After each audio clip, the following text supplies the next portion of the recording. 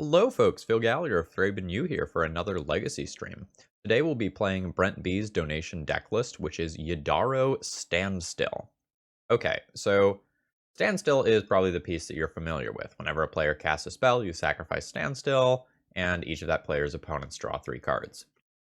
Generally speaking, the idea of a Standstill deck is that you put Standstill in play, and you force your opponent to crack it, because you have something that can kill your opponent without actually casting a spell. Most of the time, this means manlands. You know, your creeping tar pits of the world, your Mishra's factories, those sorts of things. But this deck is doing 2 other things instead. Number 1 is fan favorite Shark Typhoon, which lets you cycle for a large-ish shark, depending on how much mana you have. And the spice of today's deck list is Yidaro Wandering Monster. It cycles for 2 mana, and when you cycle it, you shuffle it into your library. Now, if you have cycled a card named Yidaro 4 times, instead of shuffling it back into your library, you go ahead and put it onto the battlefield, and it's an 8/8 trample haster. So the idea here is that, like, we play a Standstill, our opponent cracks it, and we draw 3 cards, or we hide behind it, cycling these 6 cards right here, and using those to win the game. One of the things I've found with a lot of the Standstill decks that I've played in the last 3 or 4 months is sometimes they're trying to do a little bit too much cute stuff. So I think a lot of times with the Legacy brews, you get away with 1 or maybe 2 cute and slow things, and your deck list remains reasonable. So what I'm curious about today is, like, Standstill itself is kind of one of those cute, slow things, right? So, like, we have Standstills, and Predicts, and Yidaros, and Shark Typhoons that are all a little bit slow, and I wonder if we just have a bit too much clunk going into this league. I'm not 100% sure. Like, we'll see if, like, Yidaro hits play and then our opponent dies in 2 turns, and, like, if that's the case, like, we're good. But I do worry that my opponent is just gonna, like, go, like, Delver Pass, and I'm gonna have a hand with, like, Standstill, Predict, Shark Typhoon, Yidaro, and be like, oh, I'm gonna take some damage, aren't I? I'm gonna take a lot of damage. I do quite like the sideboard of this deck list, though. A full playset of Blood Moons. There is a very, very clear statement being made here. It looks approximately like this. And this deck is going to crap on decks that are really reliant on non-basic lands. And I think that's a pretty good pivot. Otherwise, the list just has a lot of targeted things in the sideboard. If we're playing against, like, some blue-based combo deck, for example, we have Red Elemental Blasts and Flusterstorms that we get to bring in. We're facing down, you know, an Uro deck that's going to be a problem for us. We have Karakas and Relic of Progenitus to bring in. And we also just have From the Ashes to, like, also, like, contribute to this Blood Moon plan. So, like, rip Cloudpost players that we get paired against, like, we're coming for you. Otherwise, we have a suite of otherwise useful cards, like Brazen Borrowers and a couple of Planeswalkers to round things out. I'm pretty excited to see how this goes. For those of you watching on the YouTube end, please consider throwing me a like before this league gets started here. It's one of the single biggest predictors of whether or not my video is going to do well. If you're really enjoying the content, donation info and this deck list are always in the description. Alright, I've kept an opening hand here with a couple of cantrips and a handful of reasonable cards. Okay, so this is the litmus test. We have been faced with the turn 1 creature immediately that I don't have an immediate answer to. And we're playing against a deck with a whole bunch of must-answer cards.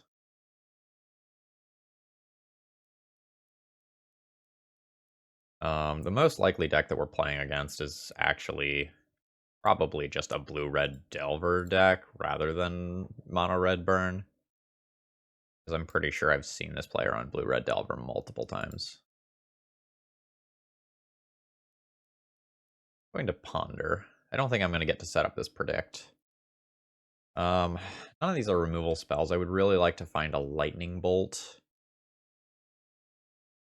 And Dark Typhoon's a little slow in the early game. I think I'm going to go ahead and shuffle here.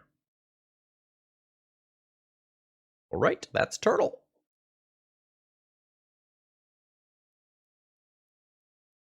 I probably need this upkeep stop.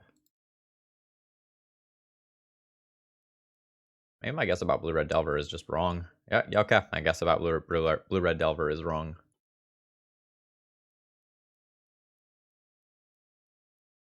Yeah, so here we see, like, the Predicts and the Yidaros just not being good. But it still has 3 cards left, too. Alright, you can't block these things. I guess we're brainstorming. Oh, there was a man land off screen. So we're wandering fumarole in here. Alright, Predict can go back.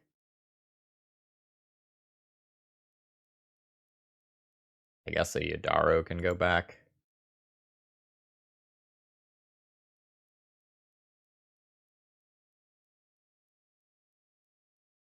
Yeah, this, not great for me. I also need to fetch as many basics as possible. Hey.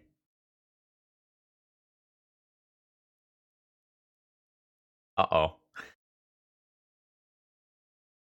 I have a couple Flusters in the sideboard for this matchup. I have a Kozilek's Return that'll probably play. But I think our opponent just went completely under us this game.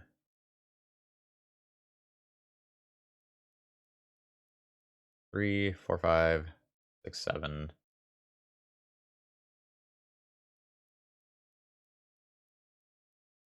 I might need to counter this to just, like, have any hope of staying alive.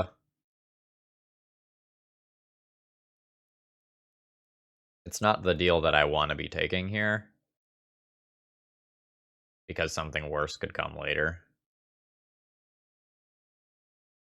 Yeah, and now I'm going to be at the point where any one spell kills me.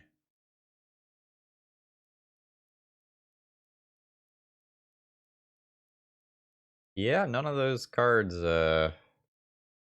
answer these things.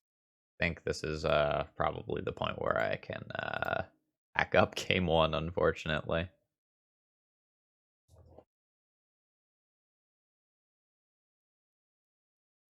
Not our fault that we wake up early. Just programmed to do that. Alright, so I have 3 cards for this matchup. I need to board out some of my clunk. Like, I don't think we ever get to set up a Predict, for example.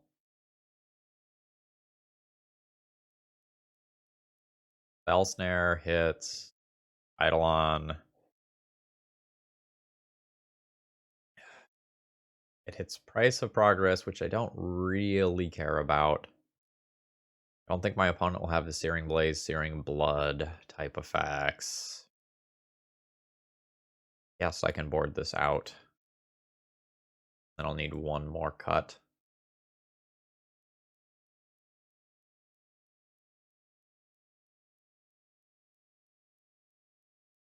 Yeah, my win conditions are just not ideal. Like, Jace is slow and vulnerable to Lightning Bolt.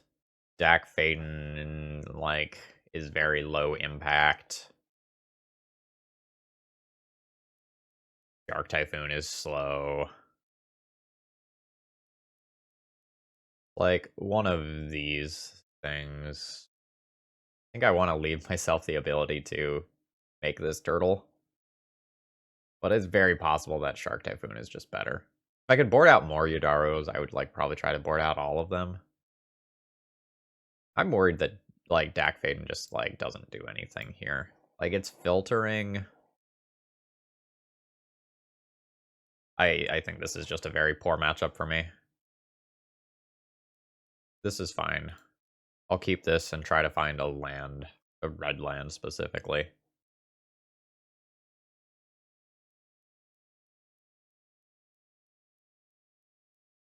Oop. Beautiful. Now if my opponent plays a creature, I can just like lightning bolted on my turn and then have Flusterstorm up for something else.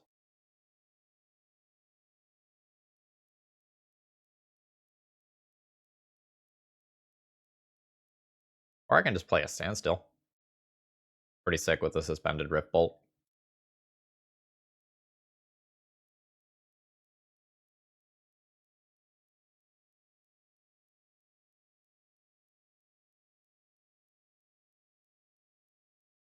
I don't even know if this is the best play, but it's sweet. So we got to do that for the YouTube viewers.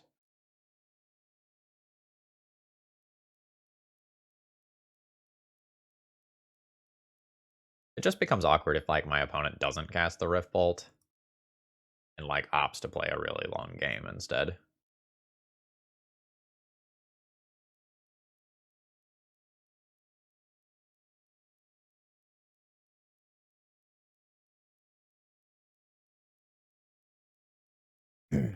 How do I want to deal with this? I can take one from it if I Force of Will it. So I have 3, 6, 7, 8, really 9 cards once I've drawn for turn. It may be that I just want to Force of Will this and then play a new Standstill while holding up Flusterstorm.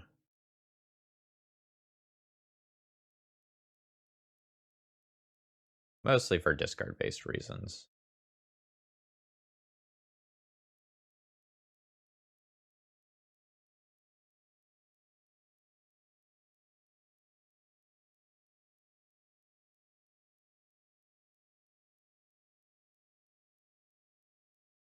Now I have a lot of gas.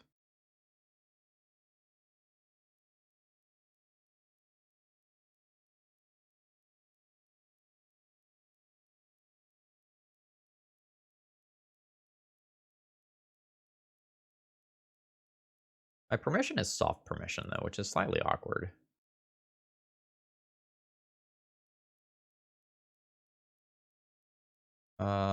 Okay, so Flusterstorm doesn't hit that. I'll Lightning Bolt that on my turn, but I think for curve-based reasons, I'm just gonna fire off this Brainstorm.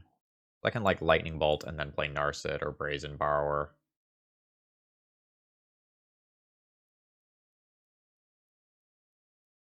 I've been presented with a Force of Will.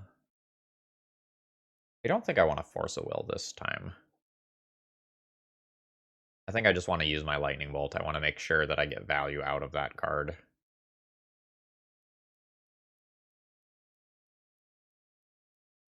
And since I'm going to play another card this turn of some nature, I'm just going to go ahead and do this now.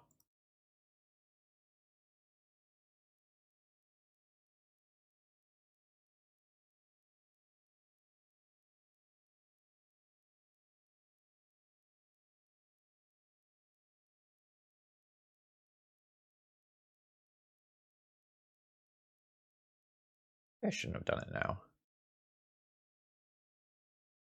Yeah, maybe I shouldn't have done it now. No, my opponent would have attacked before playing any spells. It's fine.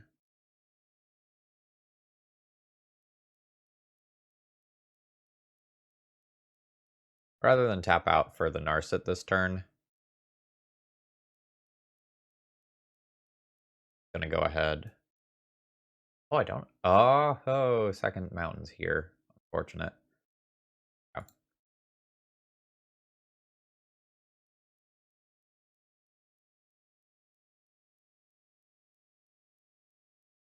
Sorry, I had a thought I was going to there, but forgot what it was.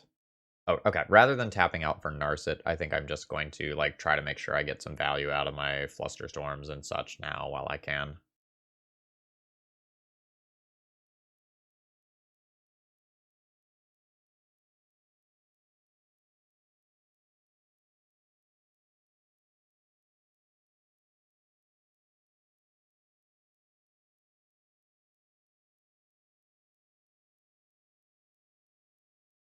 There we go. Now my opponent still could have like lethal damage worth of stuff here, right? Like that's something to keep in mind.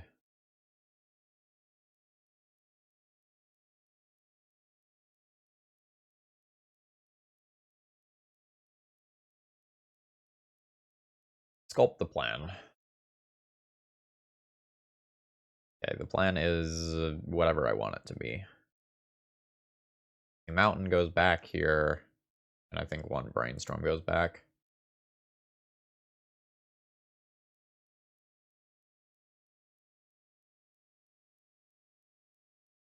I can ponder and then still brazen borrower end of turn.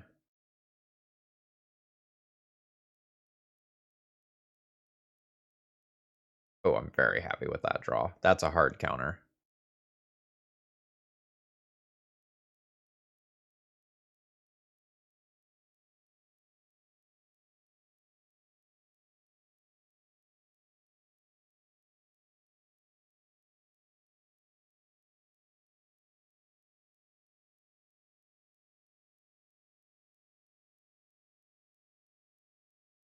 Not concede.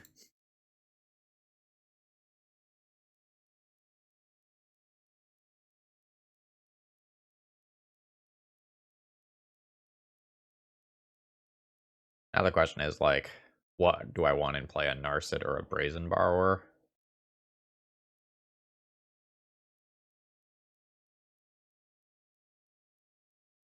I think the Narset's okay. It's possible, like, brazen borrower just being in play and starting to clock is very good. Roccolini, thank you very much for following. Fuck you too, Narset! What did I do?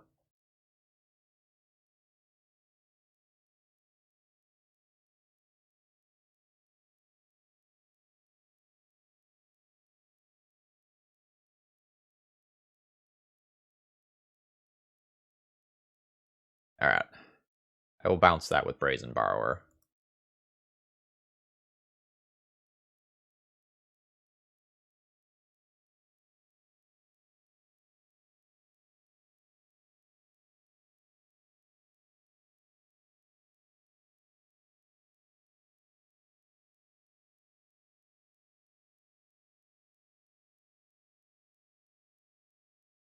I think I take the counter spell here.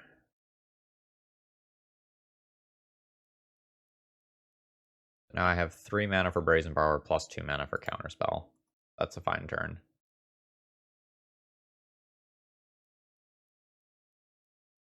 Once I have a threat in play, we can talk about playing the Standstill.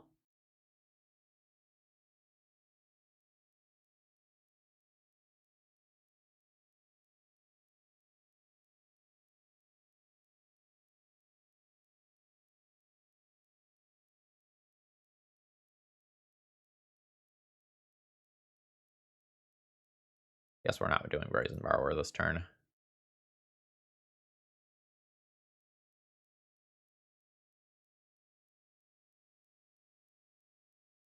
It's turn 7 and I'm still not starting to close the game. I haven't cycled a turtle at all yet.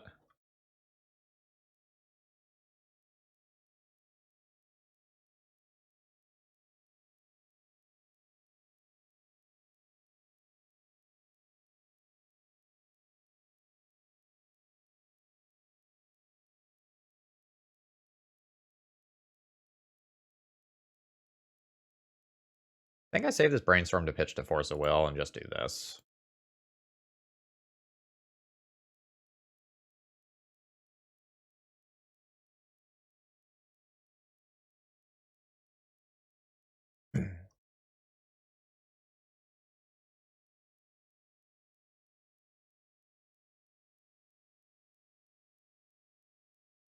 All right.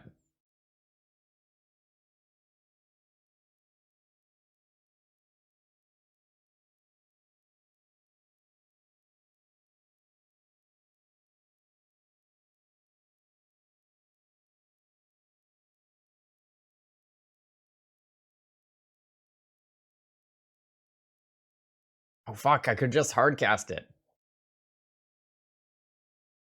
2, 4, 6, 7. No, it costs 8, right? How much does this thing cost? Oh no, it does cost 7. Shit. Alright, that's on me.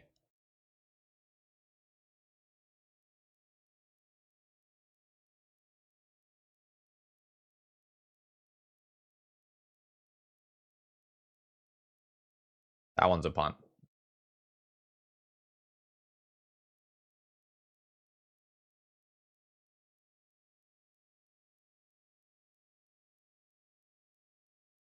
Dark Typhoon. That's pretty sick.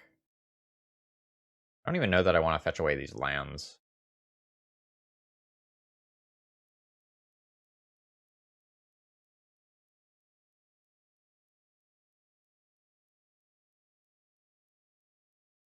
Yeah, maybe I don't fetch away these lands, because, like, going down 1 life is a huge deal here.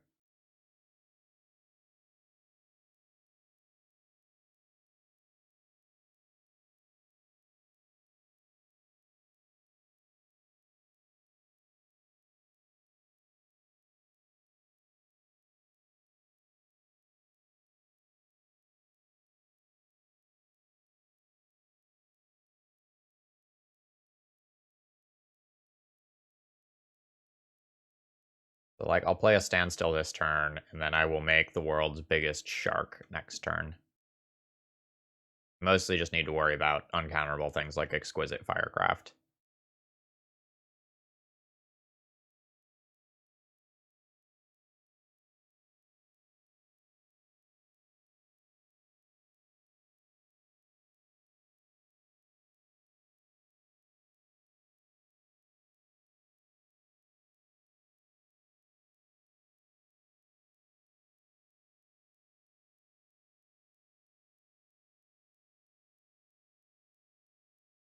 I think I still play the land. It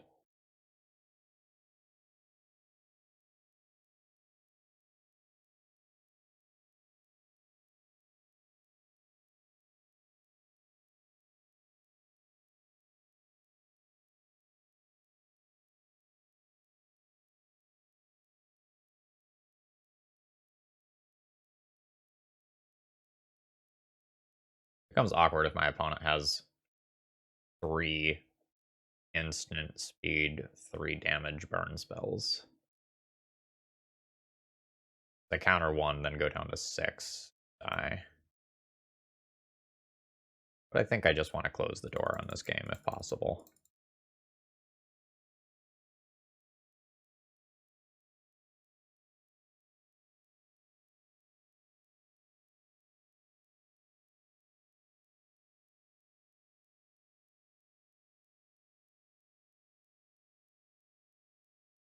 SCK, thank you very much for your continued support.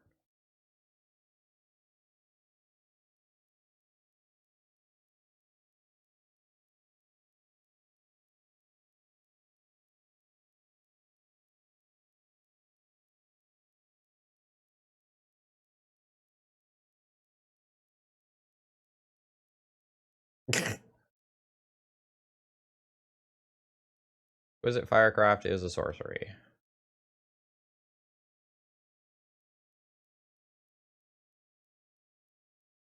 3. So I have enough to just cast Yidaro. I'll have 6, 14, 17 damage. Do I need to counter this Lightning Bolt, or can I just wait?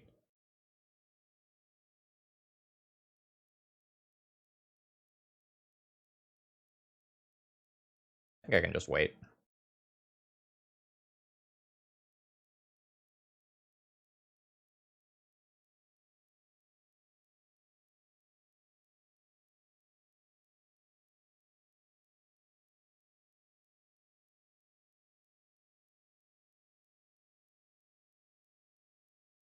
Alright. Your last card wasn't live.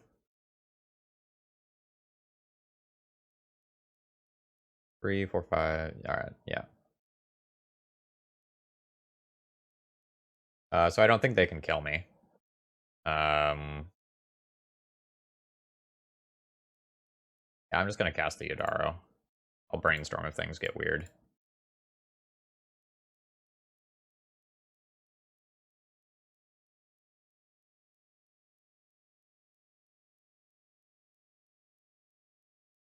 I have 14, even through a removal spell on a Brazen Borrower. Alright, I made that game harder than it needed to be by not casting the Yidaro the first time. I just didn't expect that we had that much mana already.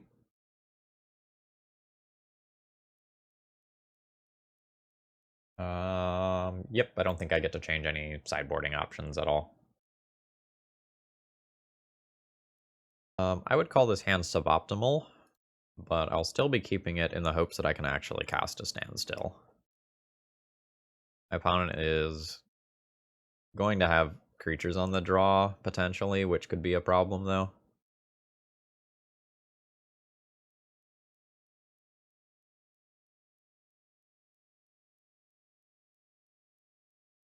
I'm going to just be holding up Flusterstorm this turn. My opponent didn't play a creature on 1.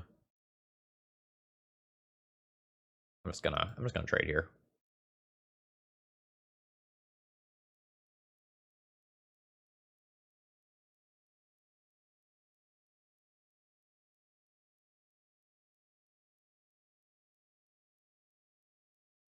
Well, if the Jace is already in play before the Standstill, it does Jace stuff. Jace, once you draw a Standstill, though, is eh. That one's gotta go. We'll junk the Ponder here and just slam a Standstill on my turn. Got a Yidaro to cycle.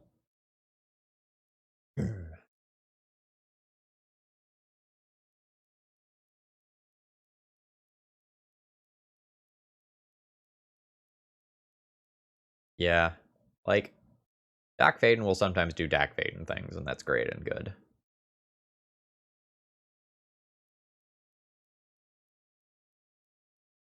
Alright, fine. They're one card late, but that's also okay. So I can, like, Brazen Power to bounce it and make my opponent respend mana in this turn cycle. And then just Shark Typhoon later. I could also just, like, play Brazen Borrower and get a clock going. I don't really hate that.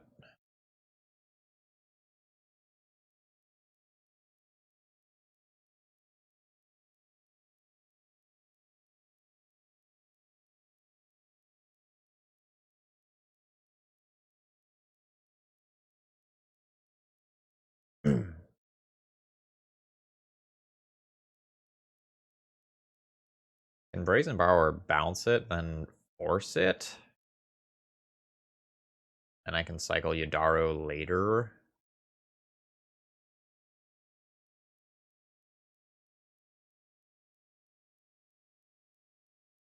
But I can just answer it with the Shark Typhoon better next turn. I'm gonna take this hit.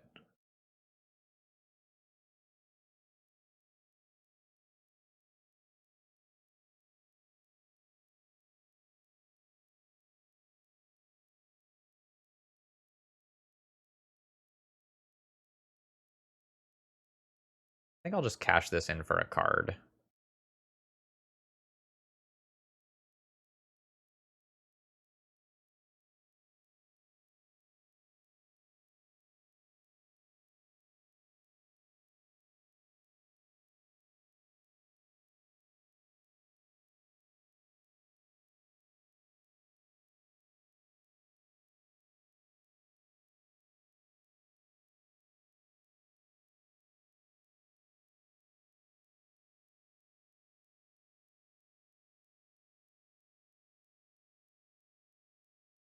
Shark Typhoon doing its thing while cycling is pretty hot.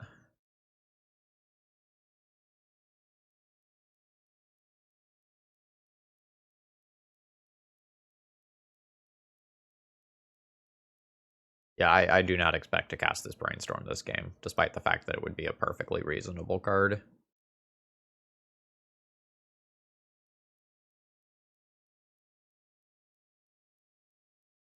I believe I force a Will a Lightning Bolt on the Shark here. The Eidolon's pretty valuable, because I can't really answer it right now. Like, I can bounce it and then counter it, but that's a lot of resources.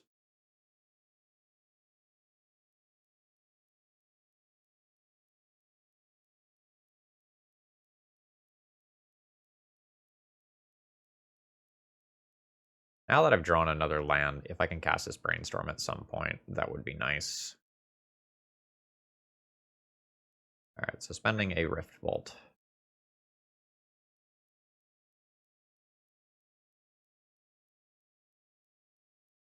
My comfortable tapping out. Just put a Brazen Borrower in play and then cast a Standstill.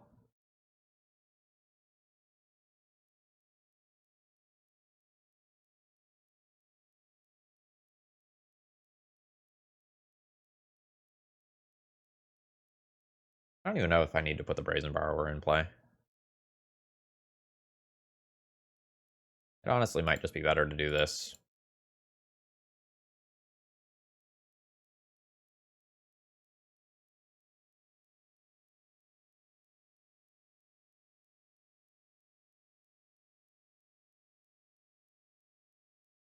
My opponent's played in a pattern. Oh my god. 3, 6, 7, 8. I effectively have 9 cards in hand. I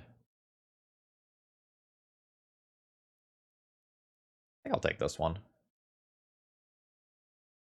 I can get cards out of my hand in the next turn cycle between playing a land, playing a Brazen Borrower, and maybe brainstorming too.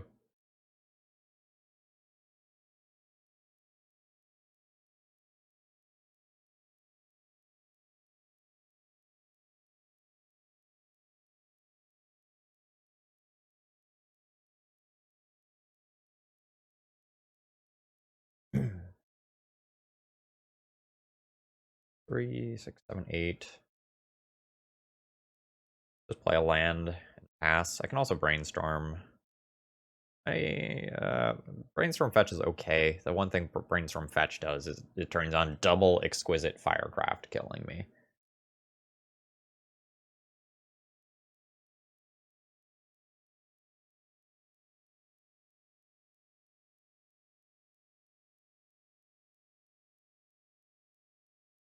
Those are cards.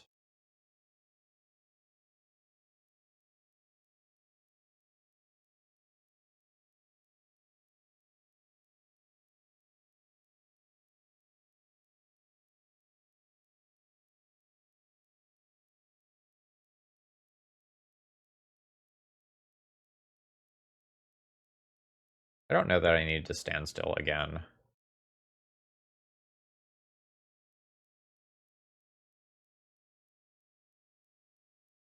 I do not believe that Relic of Progenitus is worth it to try to shut off Spell Mastery of Exquisite Firecraft. Like, that's another slow, clunky card that I would be boarding into my deck.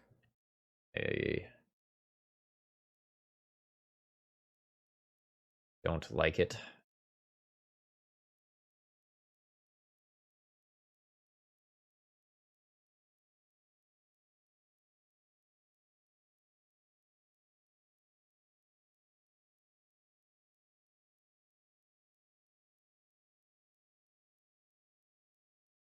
Gonna fire that off at the face.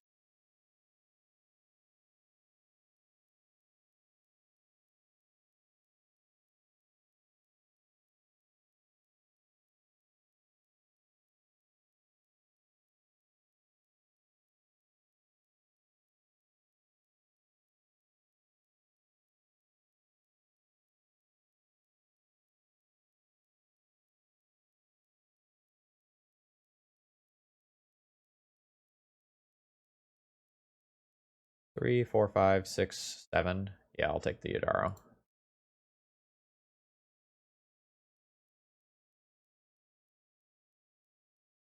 I don't really think my opponent has Price or Progress in their deck right now, given how aggressively I fetched basics.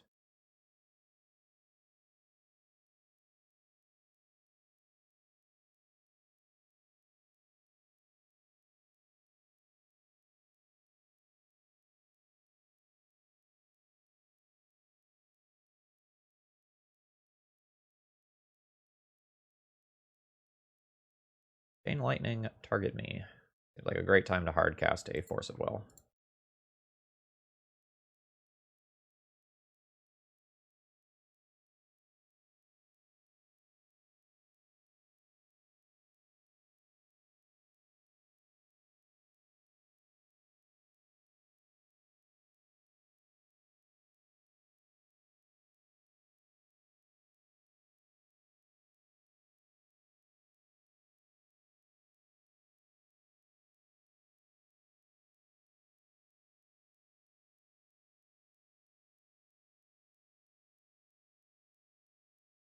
Fire Blast targeting me.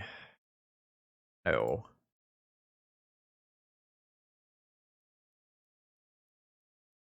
Four, five, six, seven. I do need this land, and I have nothing to play around anymore.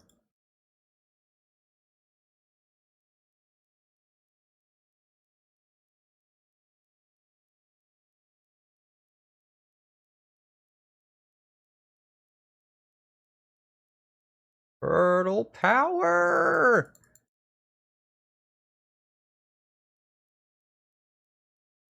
8 plus 3 is 11? Oh, baby. I did not expect to win this matchup. Holy crap. Okay. I am on the play with this hand. I guess I'll keep this. Opponent is playing some sort of Yorian Companion deck. Their last results have them on some sort of, like, bug pile with, like, Urzas and such. Given that, I don't think I'm going to play around a Wasteland. Just ponder and look for something. I don't know that this is a hand that gets to keep a Force of Will and then a couple of lands.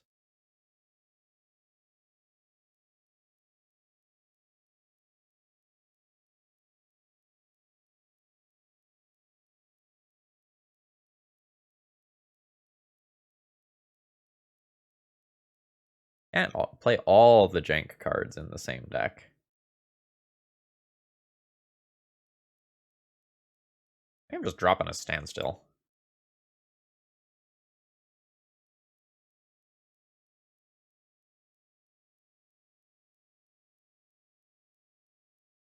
I mean, HC Fox, we are trying to cast a 7-drop some proportion of the time. To be fair.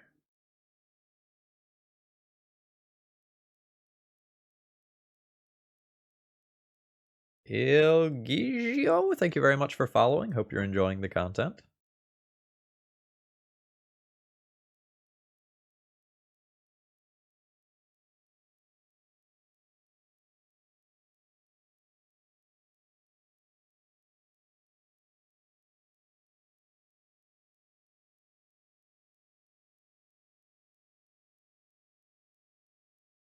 I would like to continue to make the land drops, and I am doing just that.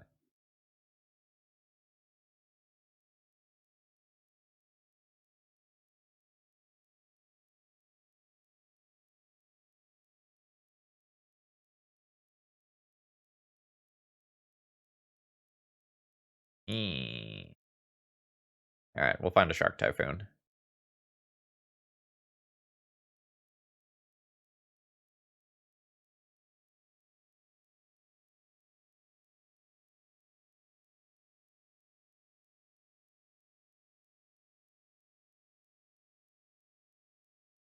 I'm going to continue to keep making land drops.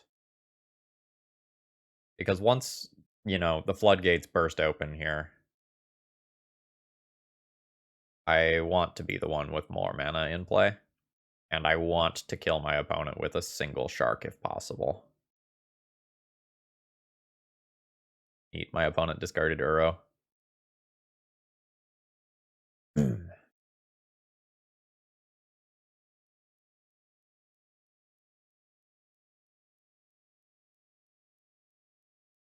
1, 2, 3, 4, 5, 6, 7, 8. Yeah, you can brainstorm. Like, I would rather discard a land here than make a move.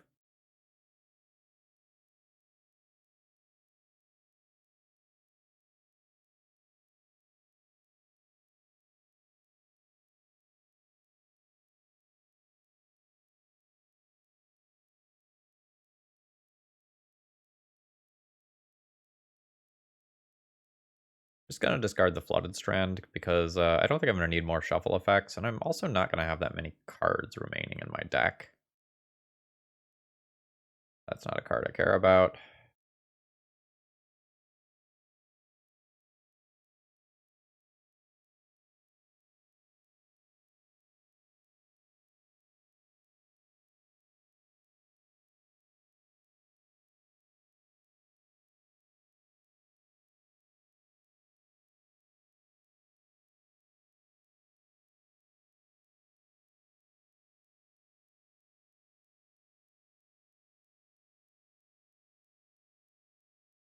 I'm unsure whether or not I like Blood Moon, my opponent. I think I'm gonna brainstorm here and just get a feel for whether or not I want to counter that.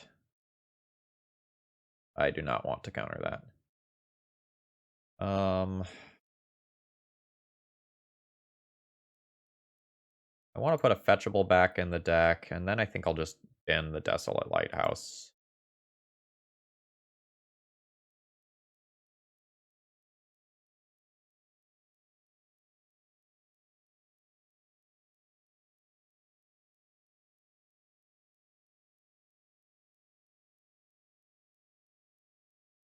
Oh, neat, my opponent has Life from the Loam.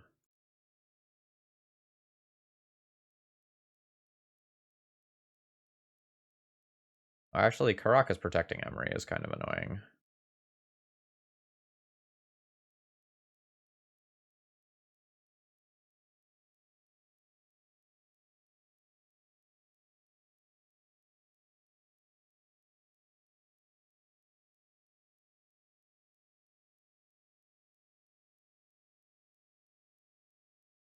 That's okay, though.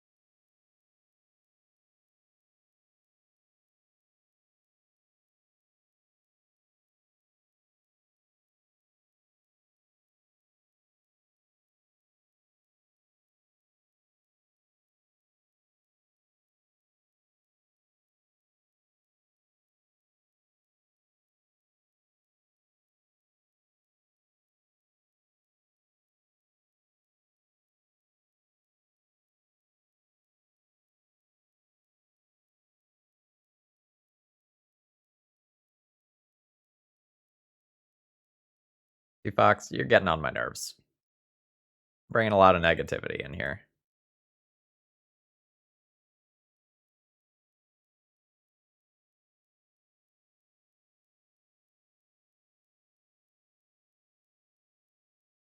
I'm gonna leave the Emery around, I think. Just pass the turn. Really awkward. I can 2-for-1 myself to answer it. I guess that's fine since I just standstilled.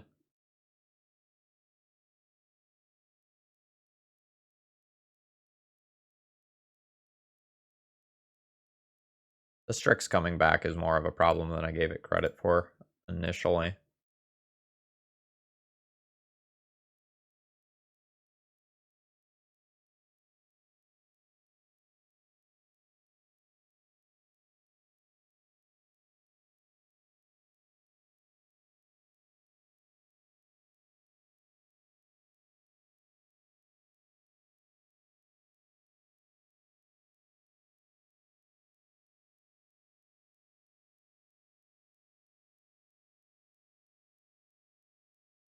I have the ability to counter an Uro twice.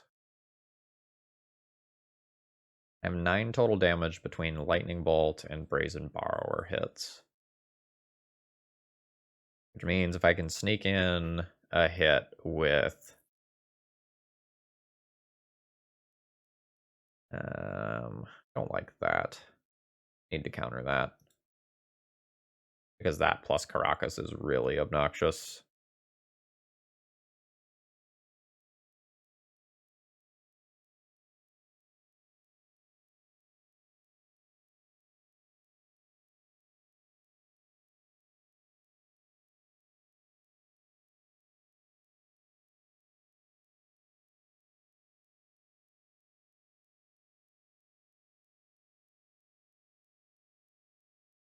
What is this?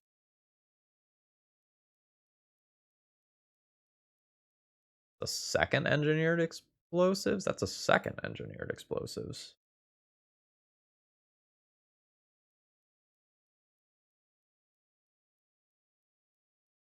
I messed up.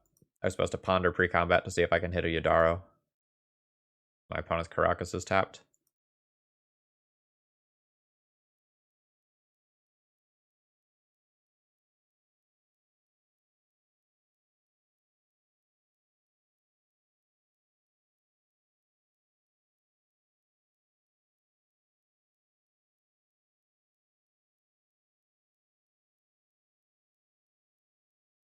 Alright, not very many lands left in the deck.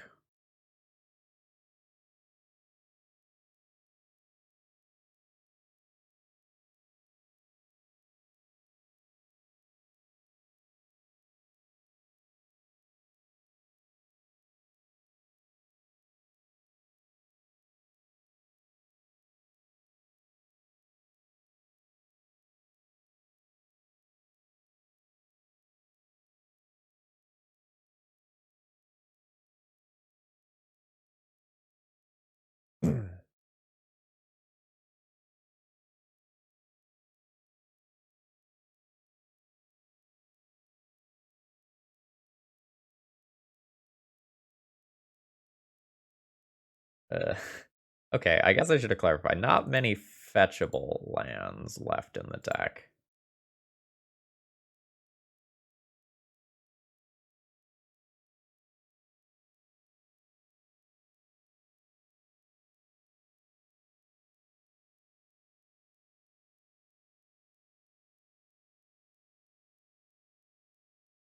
Okay, Force of Negation does not hit that.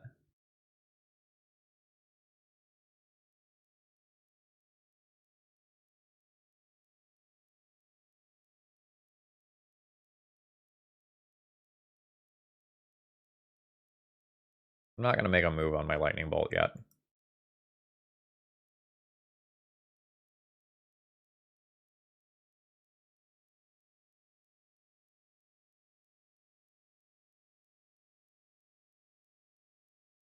It may be that I'm living in a world where...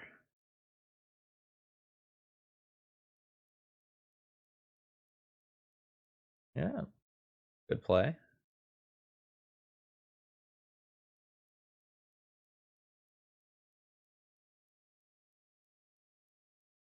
Alright, do I kill the Construct?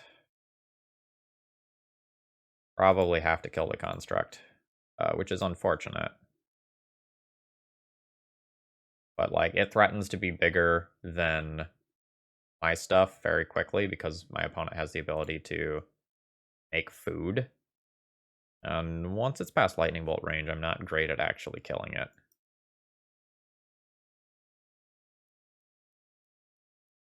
God, my opponent's Caracas is so fucking good against my deck. Like, they have so many legendary creatures. Like, the Leovolds, the Urzas, the Emerys are all protected by theirs. And it stops my Yidaro too.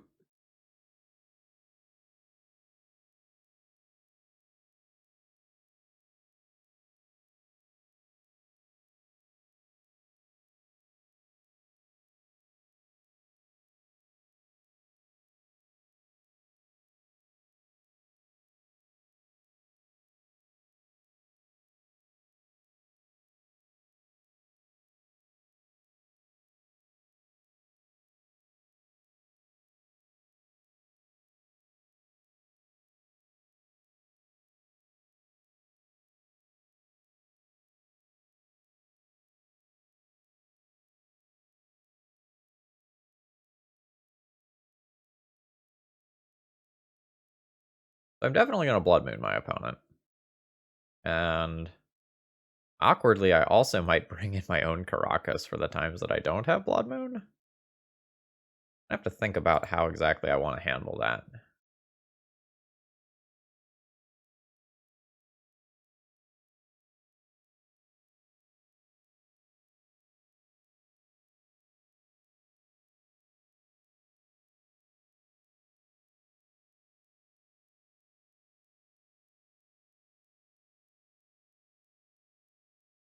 Alright, see if this Brainstorm can save things.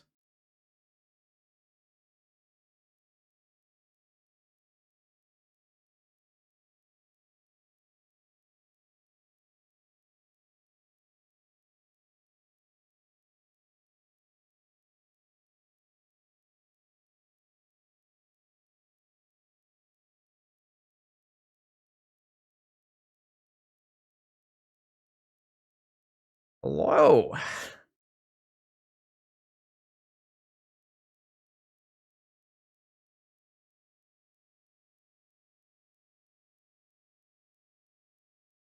This Prismatic Vista doesn't actually fetch anything, right? 3, 4, 5, 6. Do I have a second mountain? Oh, I do have a second mountain. It does still fetch something. Okay.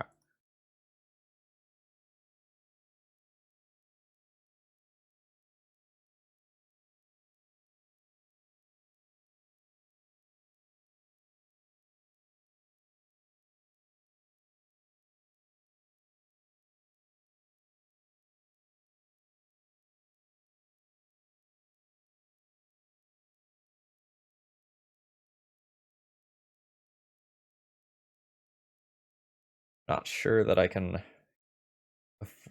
Well, I find exactly Force of Will. It's very good to cycle here. Otherwise, it's better to not cycle.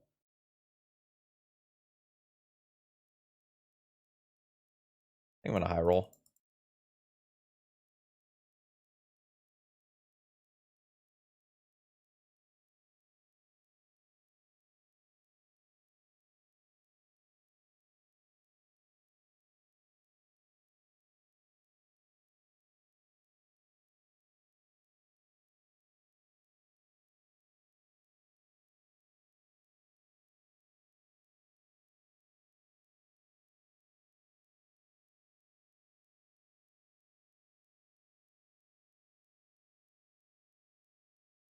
My opponent can chomp with Gilded Goose.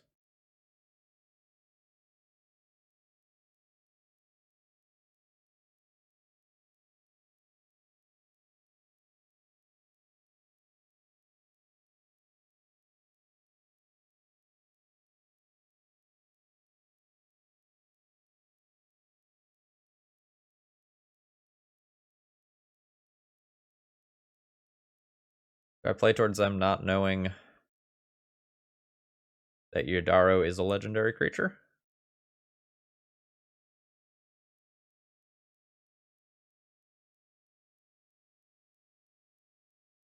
It's a weird card. That could happen.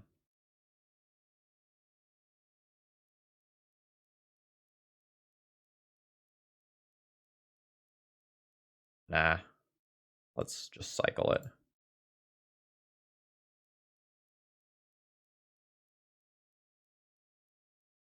Okay. Let's get that out of the way.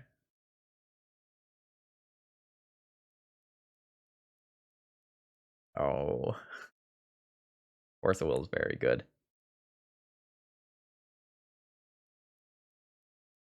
Oh. Did it fail to find? Alright, they failed to find. Nice.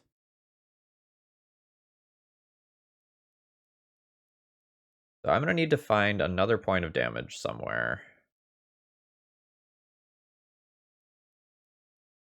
Nope. Nope.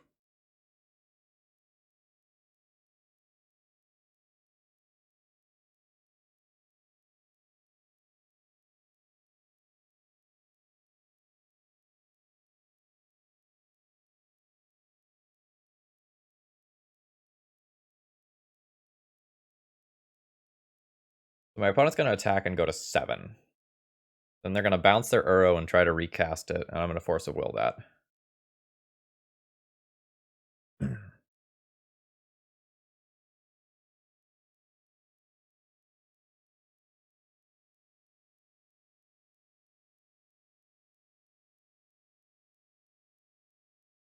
Are they gonna use the one from their graveyard first?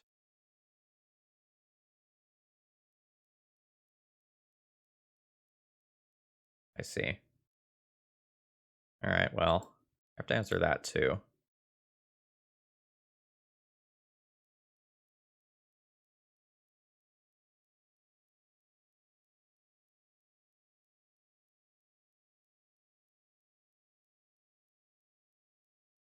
Now they could...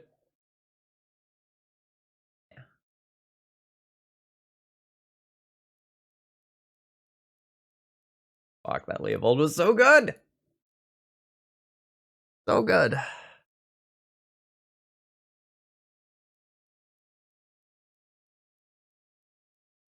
Like, I can put him to 1, but that doesn't do me any good. I'll hold back now.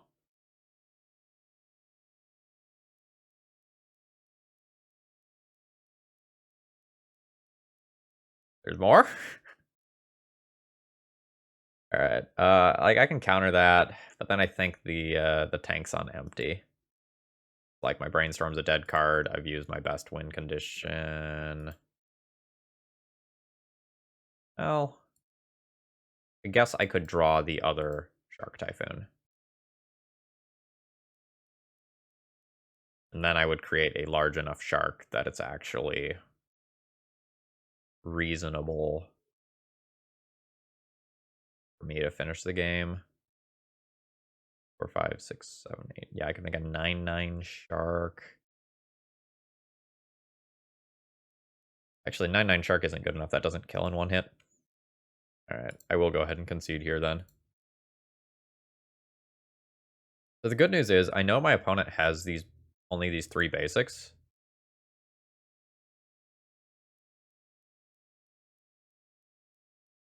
So I can lean on this sort of stuff pretty heavily.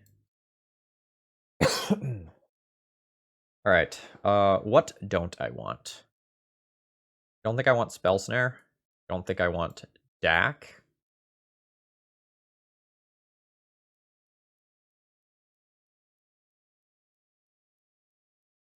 Rebs are solid. Maybe I'll replace Is It Charm with something else. Maybe Predict becomes harder to set up if I shut off fetch lands.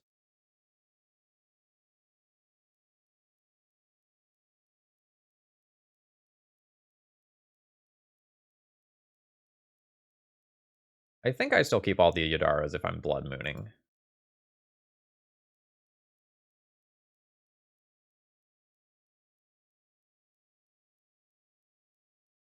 I guess how many Blood Moons is too many Blood Moons?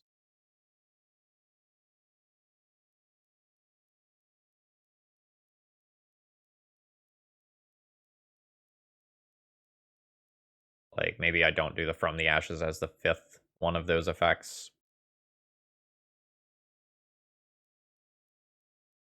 Maybe I make this swap.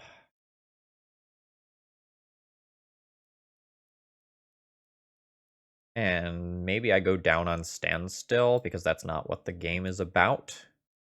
The game is now about resolving a Blood Moon and stopping most of my opponent's spells like that. Well, they have 3 basics. We saw them all last game.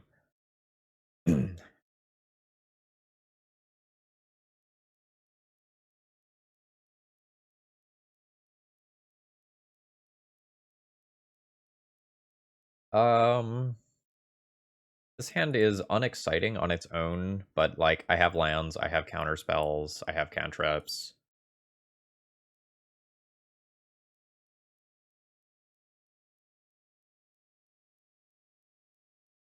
Eh.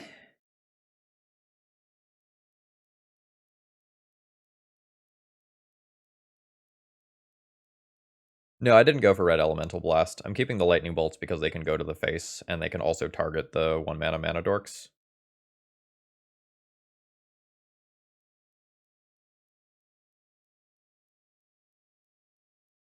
Alright, I found Blood Moon, so now I just need to find my next land.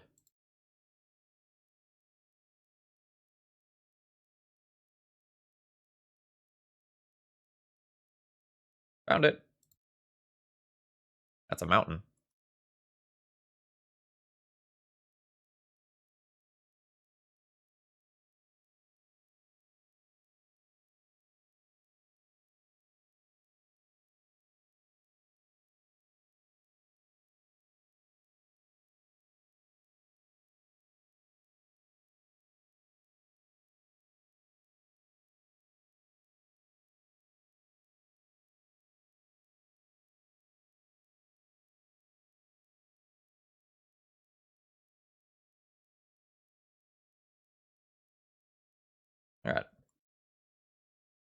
has resolved. So this can still tap for 1 mana of any color.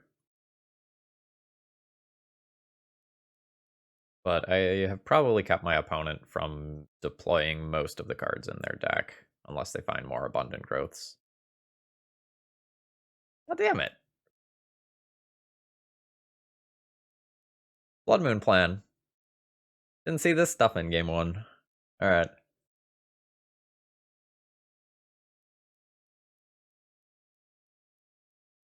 This is super unfortunate. Like, we saw so much of our opponent's deck, too.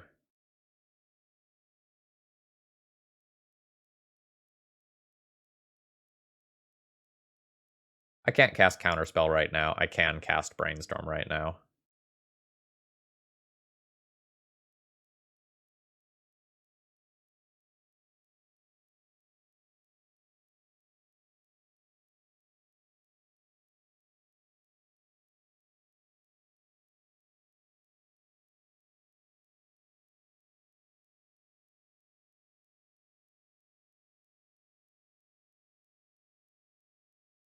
God. This is rough. I had a plan that was very good based on what I saw last game, and now that plan feels just awful.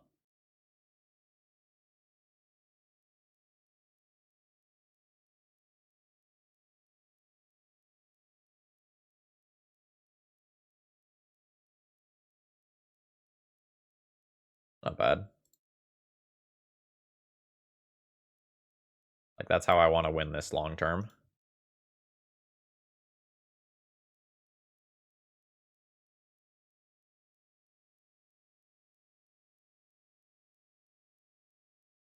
Oh, look, I'm not saying things are good. I'm very much not saying that. Because, like, there's going to be 3 more Abundant Growths in the deck, 3 more Prophetic Prisms.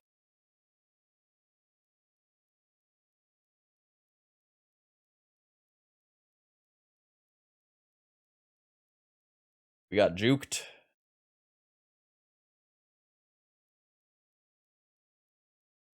Like, I don't know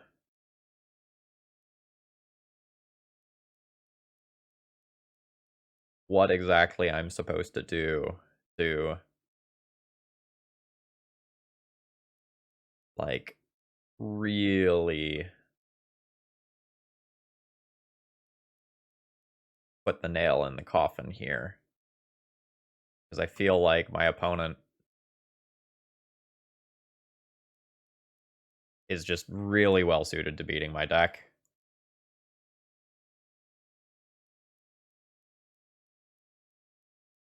Like, we got 1 point of life away from winning game 1. From a situation that looked really bad. But now, eh, like, I just don't. Hello.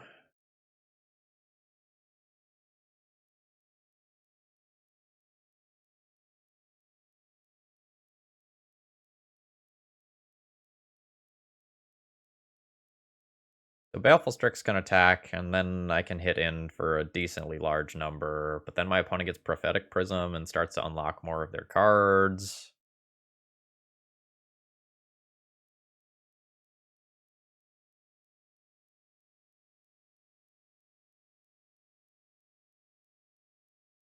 Now my opponent can get back basic mountains.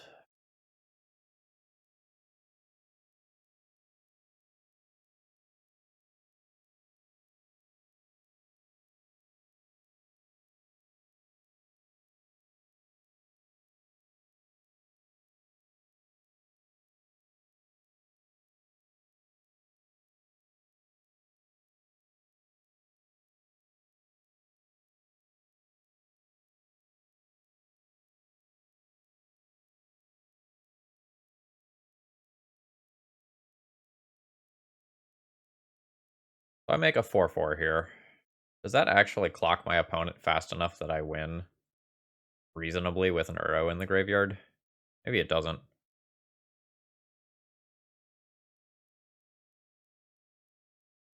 Yeah, maybe I'm not supposed to cycle here. I just hope that they do not have a counterspell. They'll probably have counterspells and then an Assassin's Trophy that can answer this.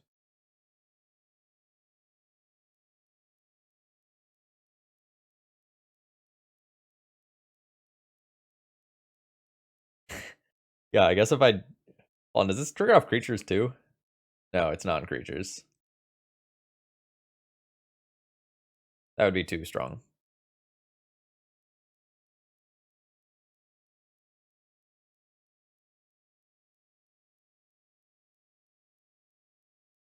Hmm. Red mana. Red mana is a chase commodity, I suppose.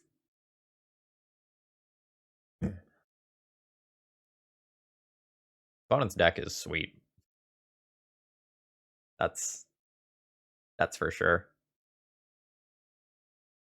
Seems like they get to outvalue other blue decks pretty well. They also just have a lot of decisions that they can make. And like when you have agency in your actions, you get to do cool stuff.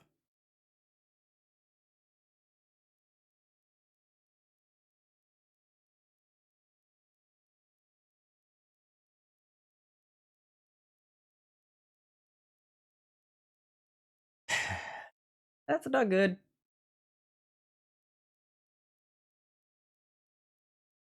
Like now an Uro and a Yorion come down.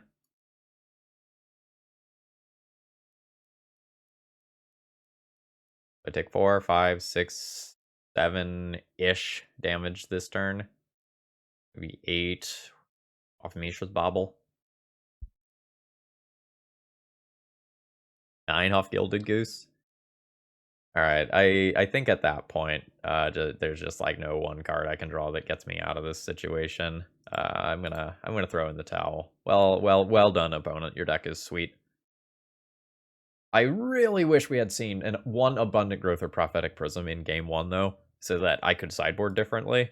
So like I could have like played a pile of Red Elemental Blast. I could have kept the Predict in, boarded in Caracas and From the Ashes instead. I don't know. Maybe I still stay. Yeah. Yeah. All right, we're moving on. Okay. This hand is a little too mana light for me to want to keep this. I think there's just too much of the time where I just lose to myself here. I'm gonna mulligan and try to find something safer. I'll keep this. It's a little questionable. Like, this is too early for the Shark Typhoon. But I don't think I have an objective reason to want to go down to like 5 cards here.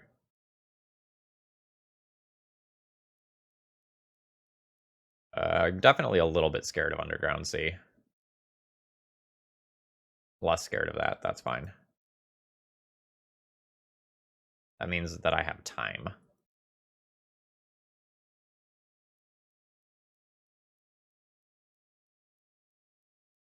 I don't know that I'm ready to brainstorm yet. I think I'm just going to cycle my turtle in this turn cycle.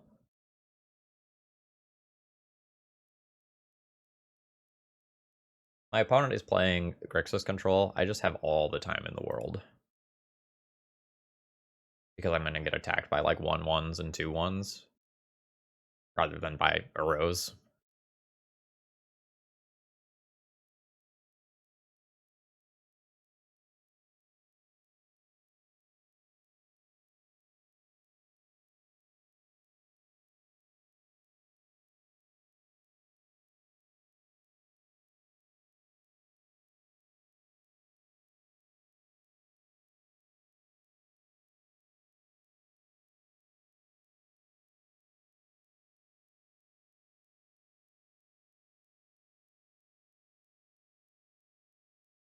Oh, I've got a plan I'm working towards.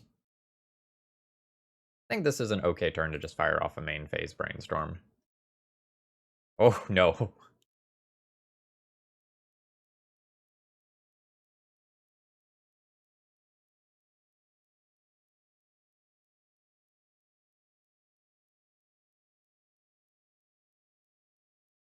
I'll just fetch mostly so I don't forget to do it here.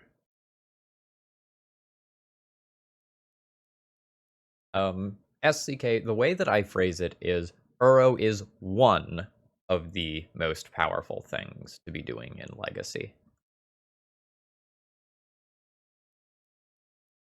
Like, if you were building a deck for any given tournament, right? Uro, without question, would be one of the most important cards that you would need to be thinking about. Is it the only thing that is like that? No, there's other very powerful things going on in the format right now. My god. My son. He has returned from his journey so quickly.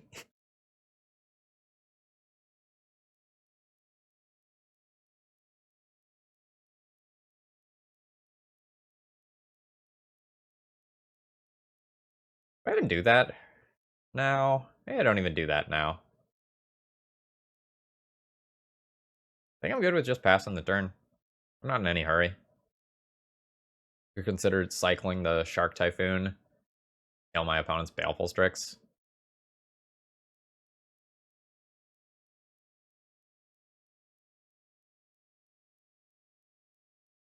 Like, make them make a move on something else.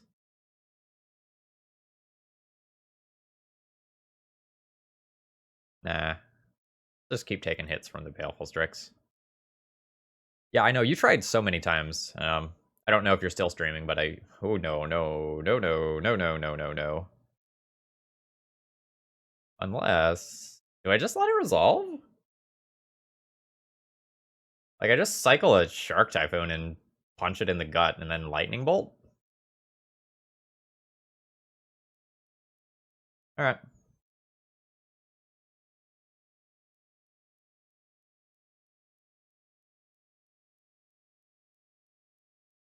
Yeah, do I just bolt it right here? Yeah, let's bolt it right here.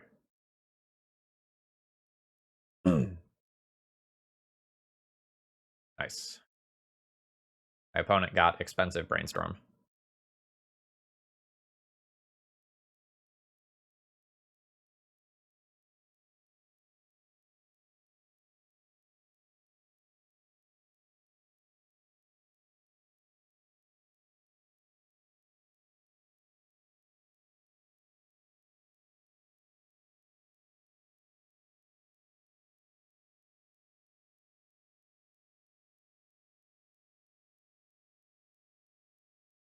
I don't know. It's so hard for these standstill decks to compete with the Uro decks though, just in terms of like raw card quality.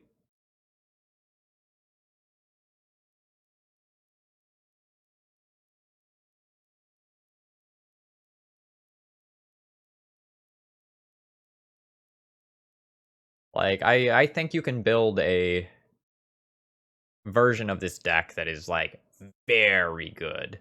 Very, very good at like say the FNM level.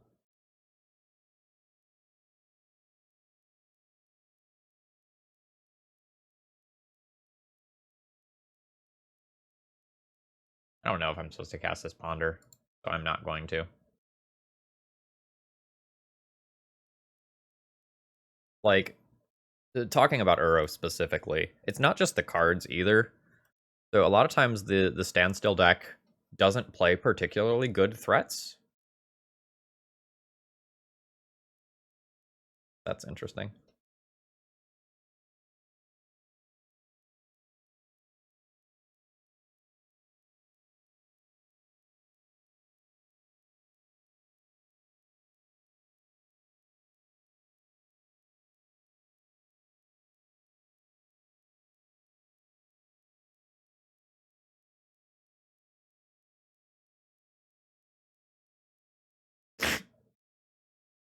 This is hilarious.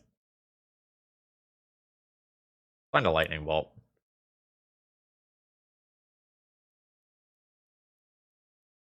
Nope.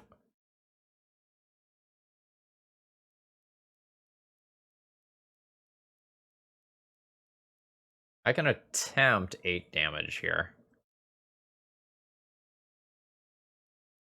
by bouncing Brazen Borrower. I don't think I'm supposed to do that. I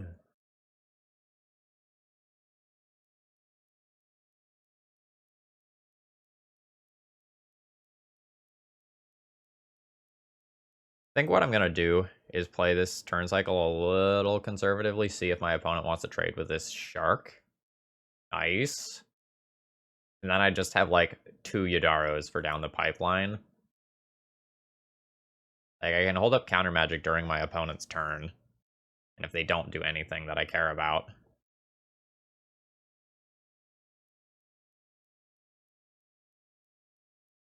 No, you don't get that.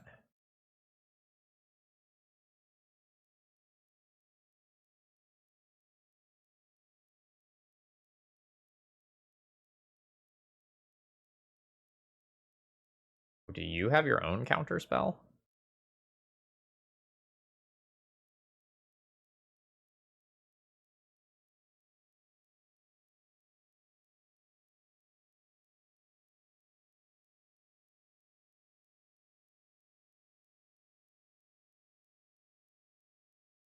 Holy shit. This is what we're doing, huh? We're fighting today? Well, if you value this so highly, then I will also value it so highly. Alright. Mommy and Daddy are done fighting now. No, we're not! Holy fuck!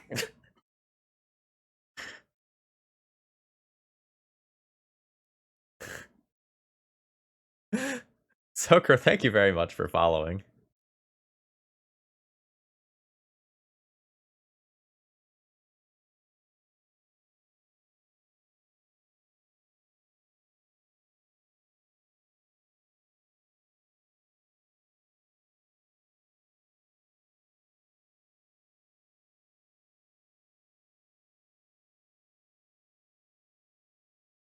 Nice. I love all of this.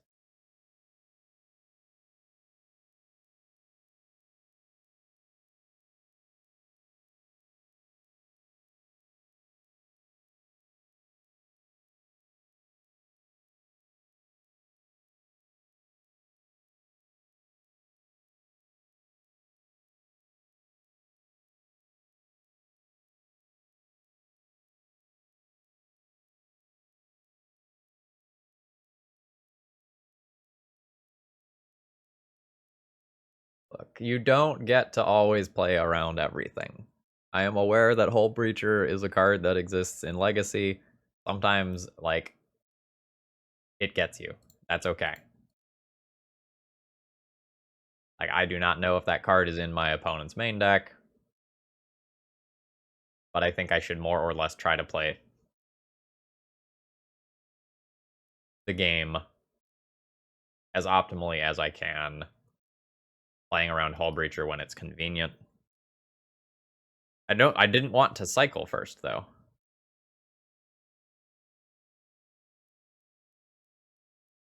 That was not a thing that I wanted to do. I wanted the information first.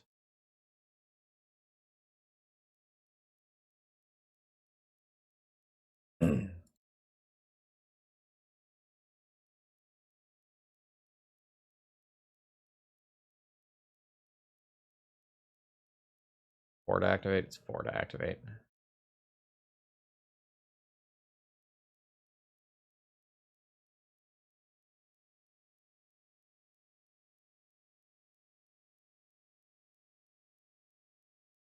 Not how I want to use a Yidaro.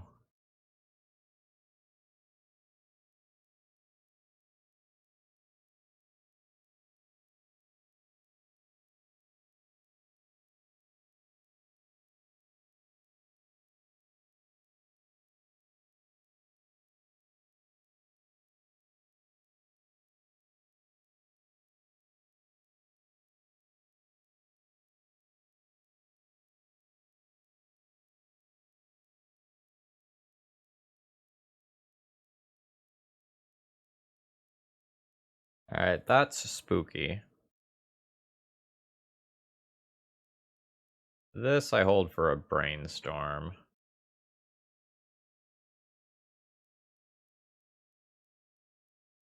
Two of my Yidaros are in graveyard.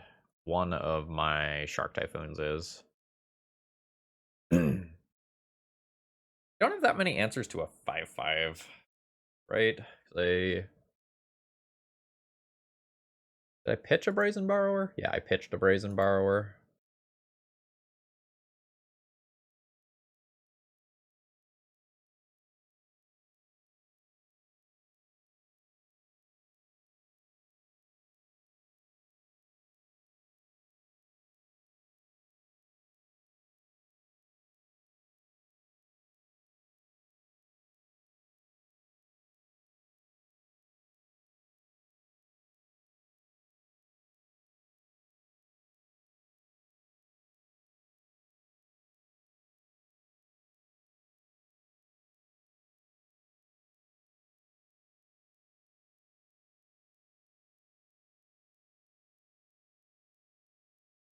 Yeah.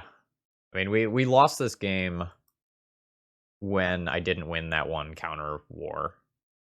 Like, the Baleful Strix coming back to answer a Yidaro, plus discarding one of my other Yidaros, was just a rough punch.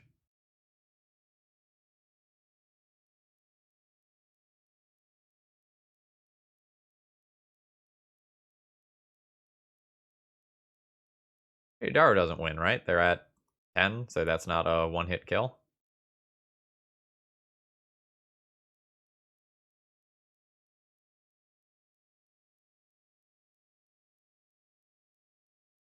Alright, I guess I'm jumping with Wandering Fumarole this turn.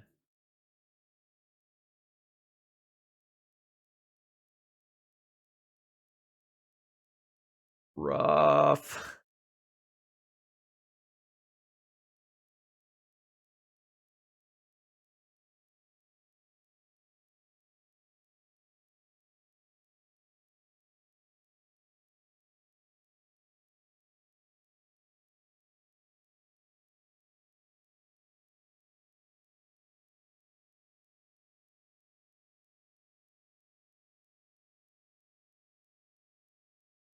And I cycle into exactly Lightning Bolt.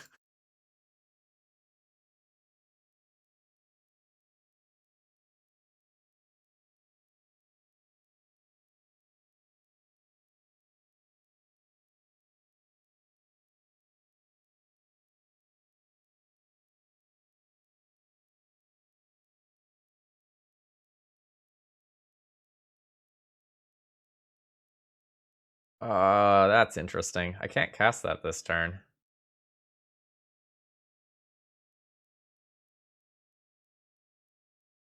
Can I keep this?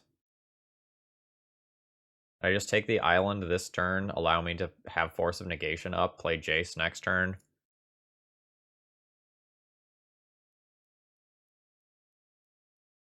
Uh,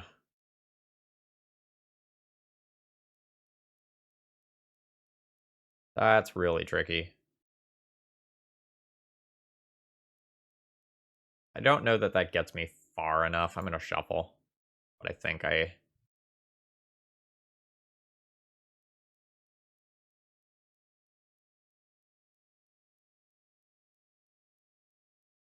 Thing is, like, leaving the Jace in my hand is so risky.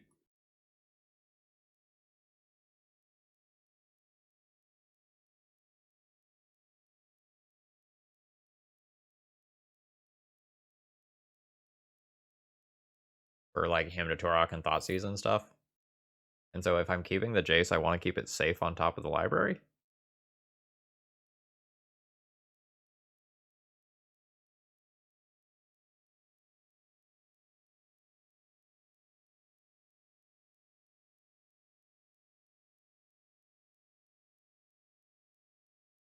Yeah, so now I sit back on the Yidaro so Gurmag Angler can't attack.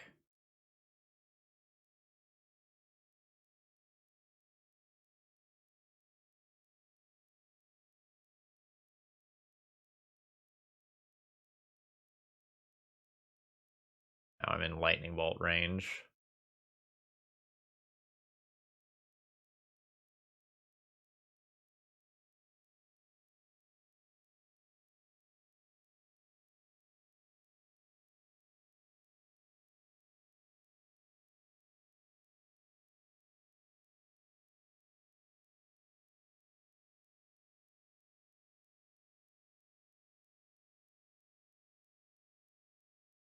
Wasn't meant to be.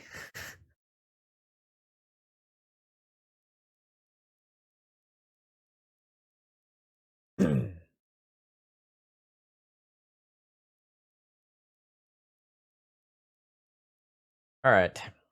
How would I like to sideboard? I don't know that I actually want to attempt like a Blood Moon cheese. I think it might be better to just have a bunch of interaction of this general nature rather than that.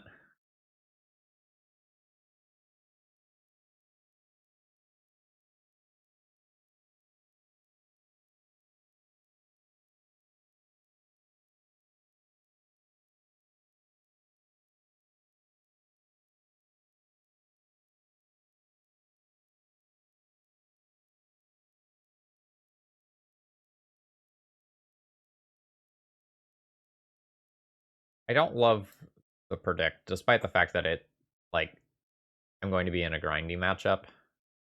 I think I'm going to be trimming on some of the, like, predict and standstill type stuff.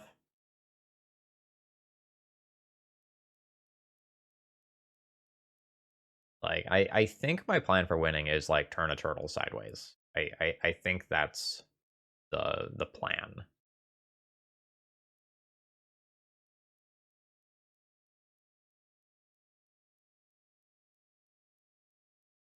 This wipes Baleful Strix, which is kind of a big deal. Makes Gurmag Angler harder to cast.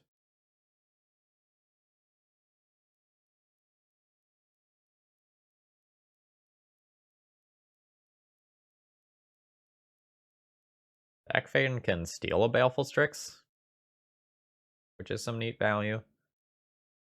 Um,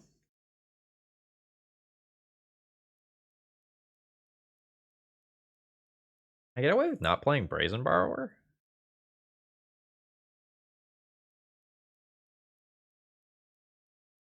Maybe I need that to bounce Gurmag Angler sometimes. I really need some number of these.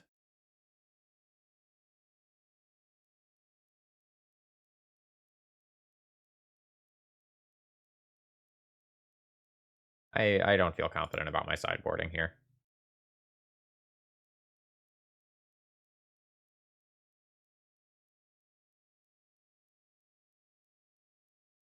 This is an unexciting opener.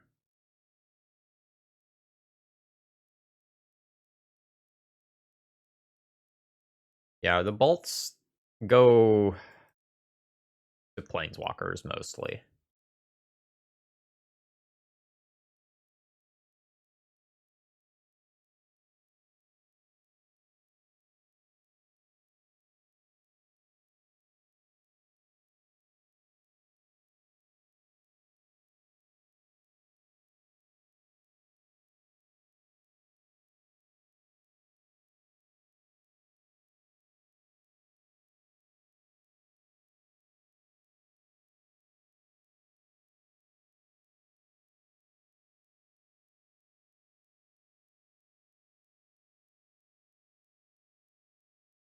One card late.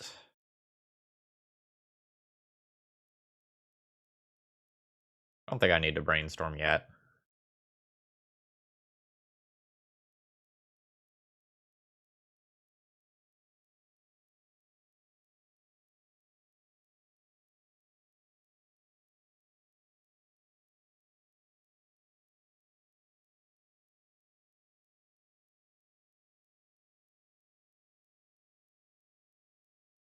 I think I am going to go ahead and take this out here. Like, I'm going to want to answer that at some point for Yidaro-based reasons. Let's brainstorm in case I find a ponder. I did.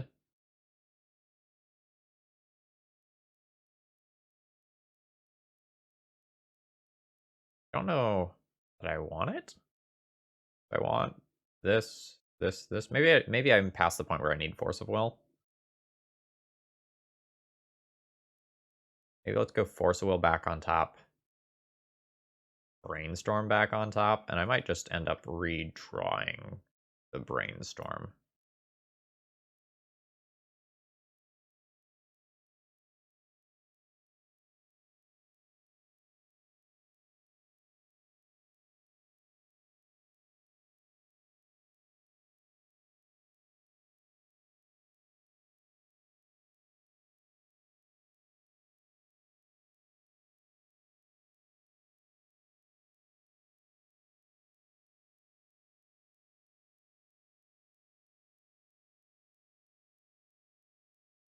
You gonna fight over a Baleful Strix?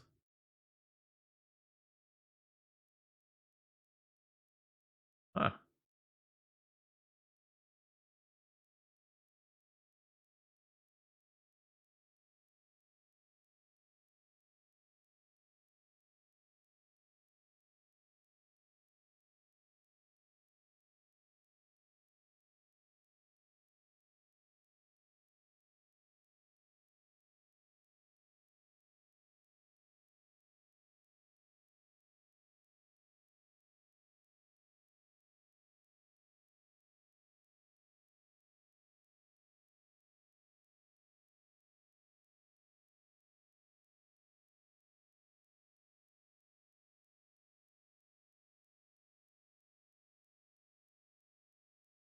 I think my opponent has Surgical Extraction.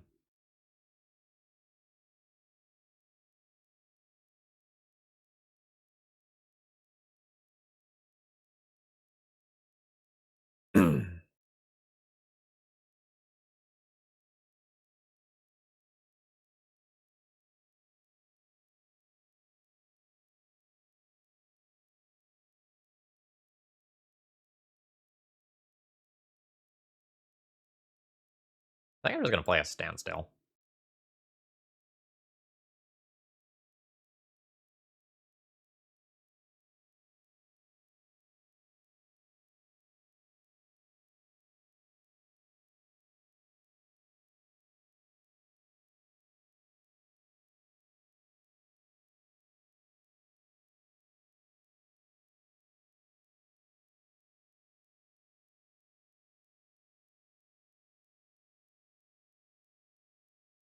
Like, I'm on an 18 turn clock. Oh, wow, my opponent is just, like, breaking it immediately. Sure. A little surprised about that.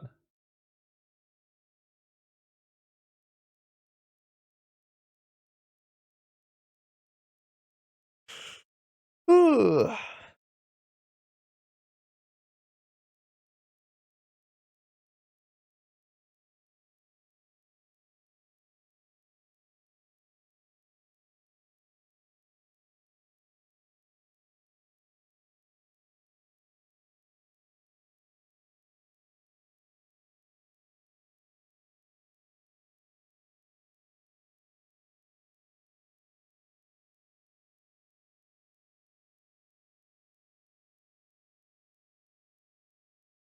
I kind of want to brainstorm here and look specifically for a Force of Will, because if I find Force of Will, I can just hardcast a Shark Typhoon with backup, and that probably beats my opponent.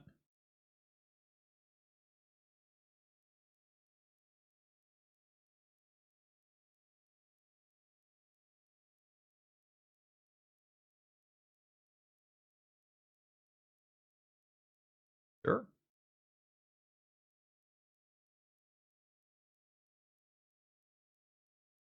I'm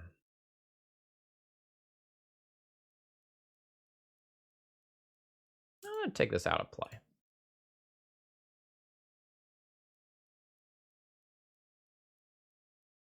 My opponent.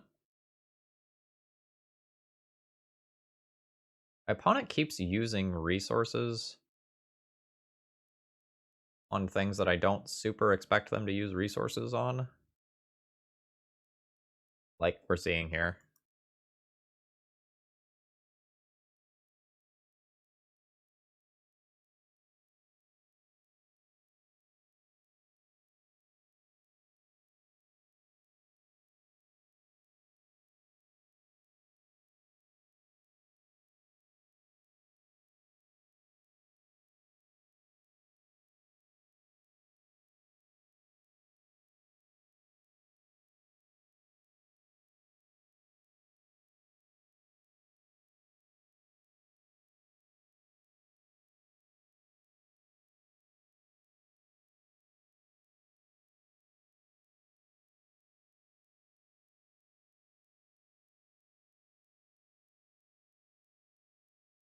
Alright.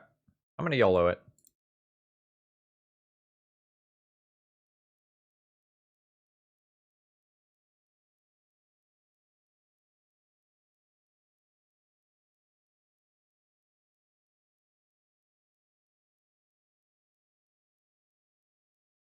Like, my opponent just blew a Snapcaster Mage that could have Red Elemental Blasted this. So, I think I'm comfortable doing this.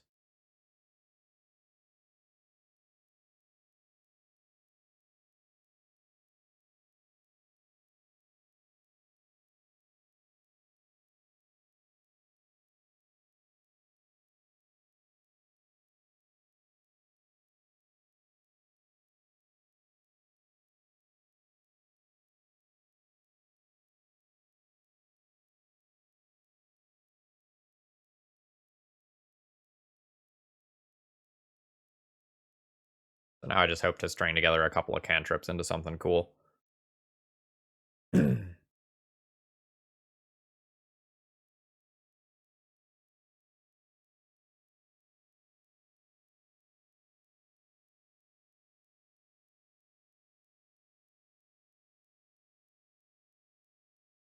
opponent's last card is Garmag Angler. That's a little unfortunate for me.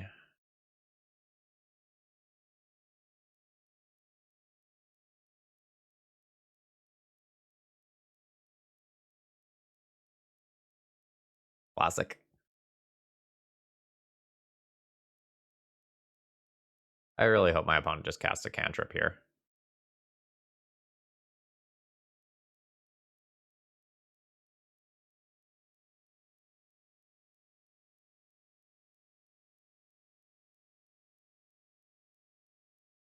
Thank you. Whatever this is, thank you.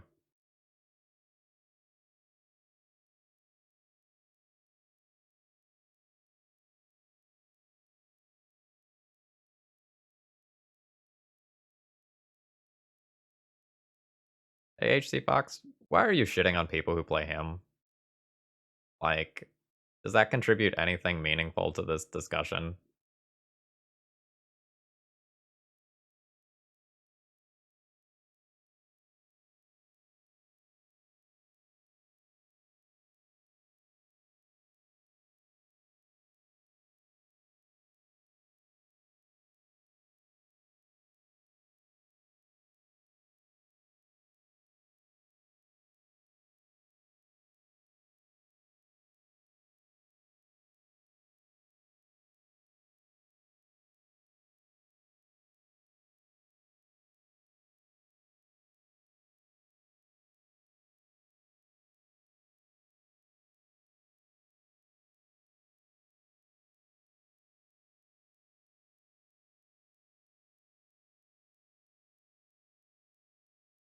Brazen Borrower is weird here. I don't want to bounce my opponent's creatures to get a shark.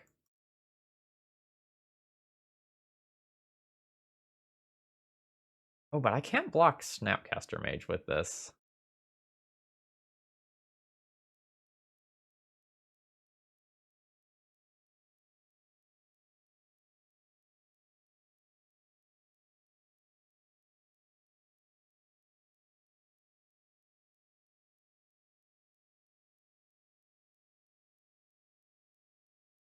Yeah, HC Fox, I think you should spend some time thinking about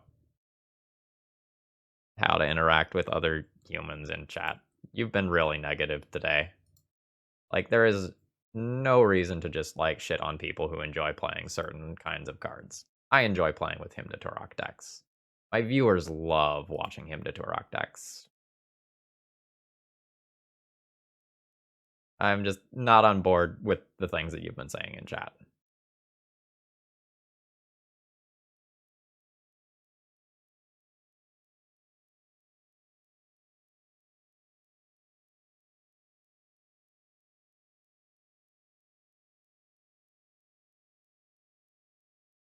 Like, everyone's having a good time here, and you're just opting to crap on people because they enjoy something. I'm not good with that.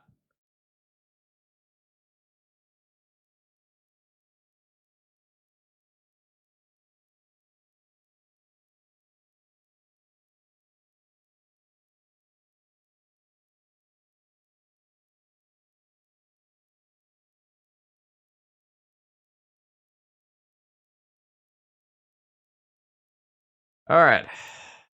Here we go, sharks.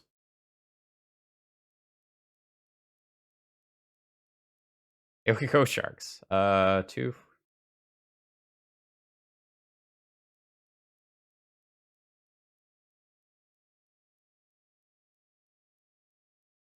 I can't quite keep it all here. I guess I keep Jace and land, and then brainstorm into the counter spell.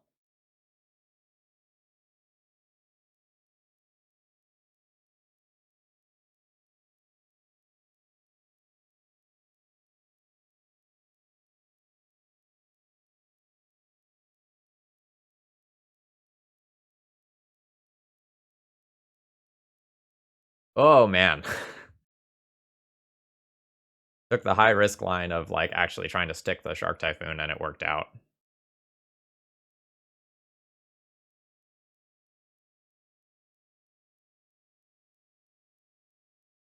Now I get a chance to like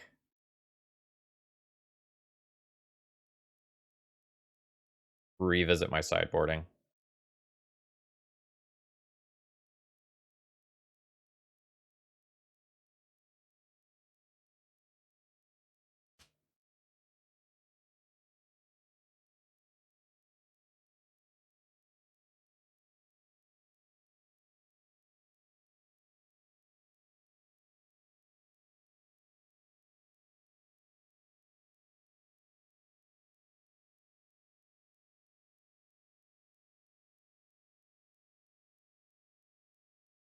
Yeah, I always stream on Saturday mornings. I got started a little bit earlier than normal today. Usually it's around 8:30 or 9 a.m. Eastern time on Saturday mornings.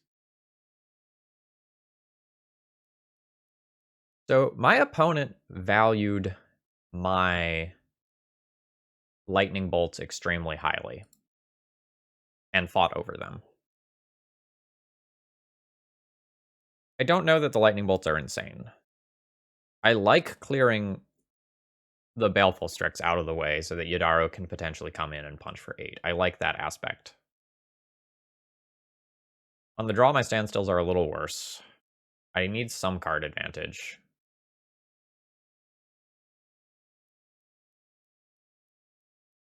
I kind of like Flusterstorm.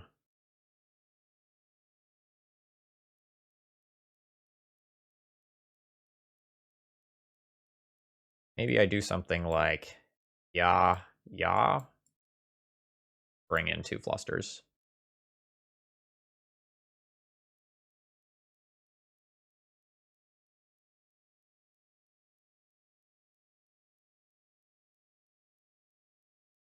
Hand's fine.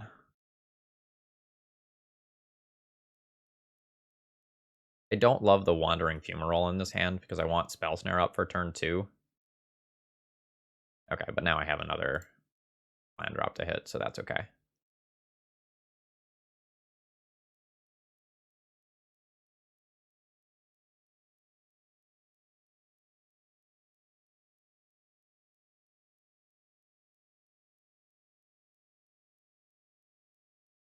It's a man land that's either a 1/4 or a 4/1, whatever you need it to be.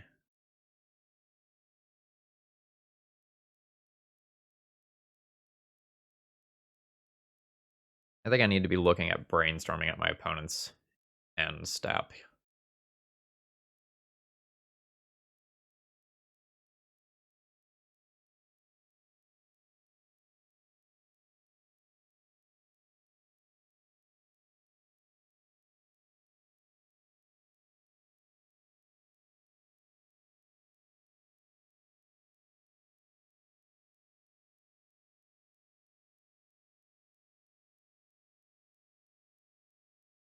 A lot of these are not lands.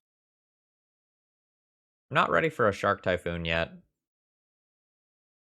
And then let's pitch 1 counterspell.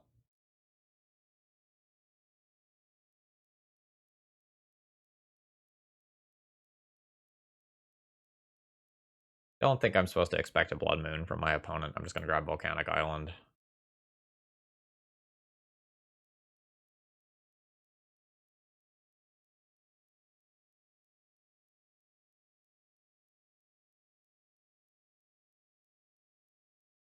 I really need to hit a land drop.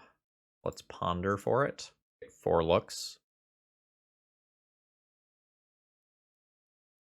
Fine.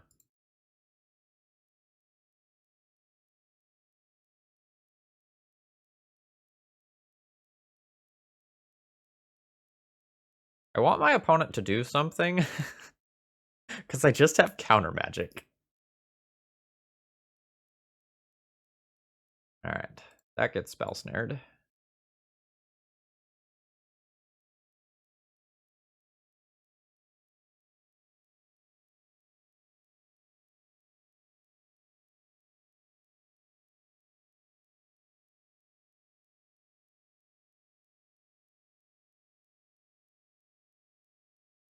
I'll fluster that.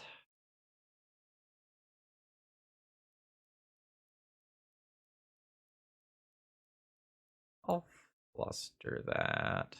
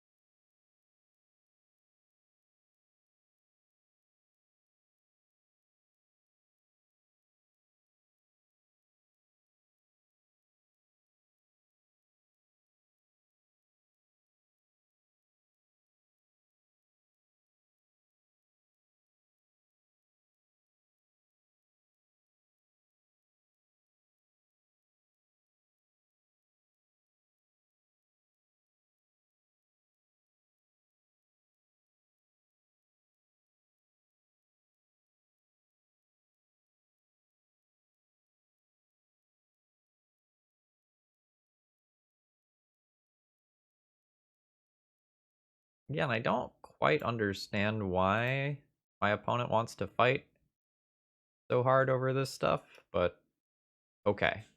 I'll fight back.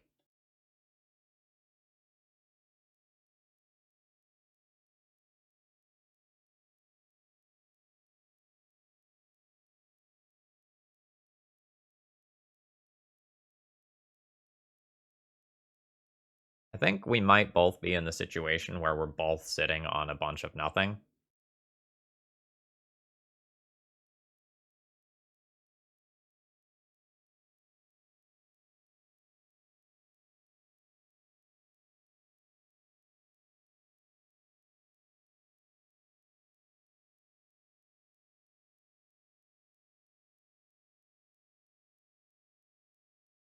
I don't think I'm ready to start attacking yet.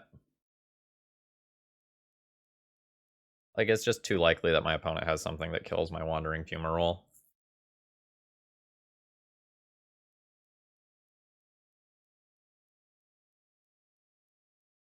Like, I'm good to continue to keep making land drops.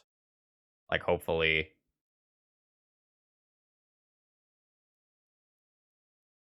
This is just 7 mana. I haven't cycled any of these yet. I'll just wait to hardcast this.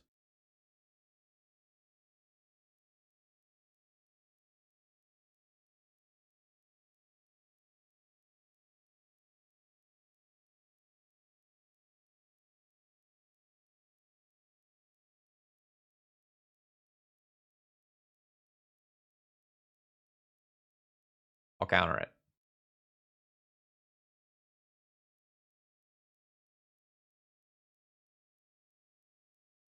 I think I will just use Counter Spell so that I can fight back over this if I need to fight back over it.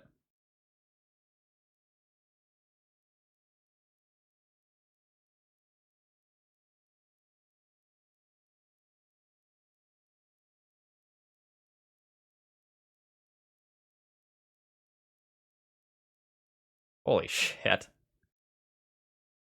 Yeah, next turn I'll just cast Jace and save the Yidaro for later.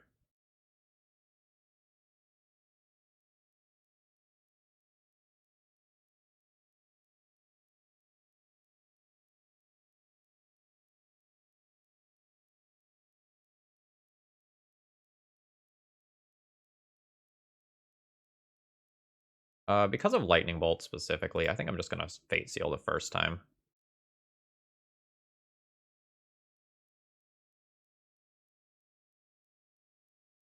You can have that. More likely, you just shuffle it away. Yeah. Now I have Jace with a pile of counter magic and a giant turtle coming.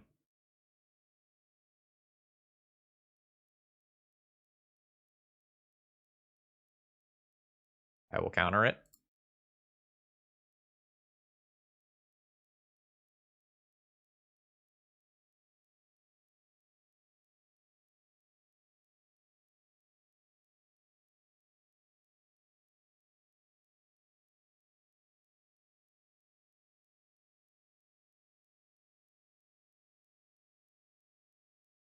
Oh, I don't mind these cards at all. These cards are great. Like, everything here is just very, very good.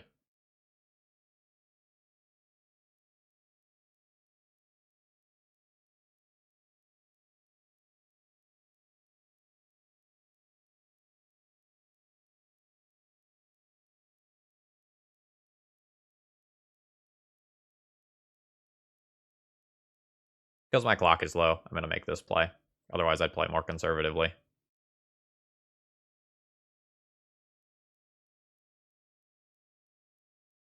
But this just lets me slam the nail in the coffin as quickly as possible.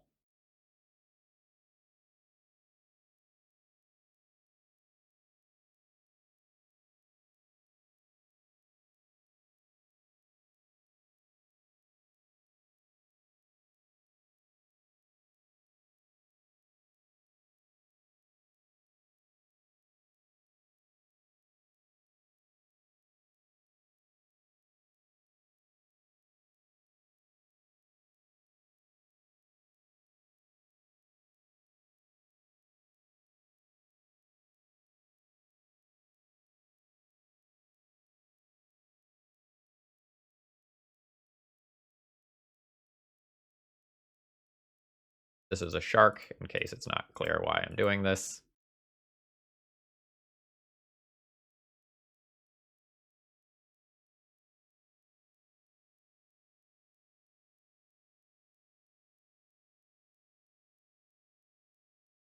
Sure.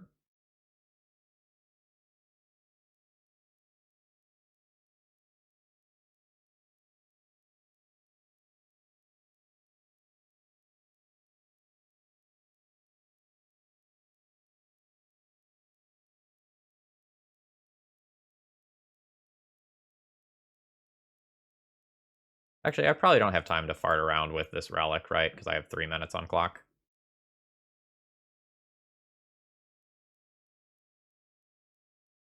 Oh, Moto, this is not the time.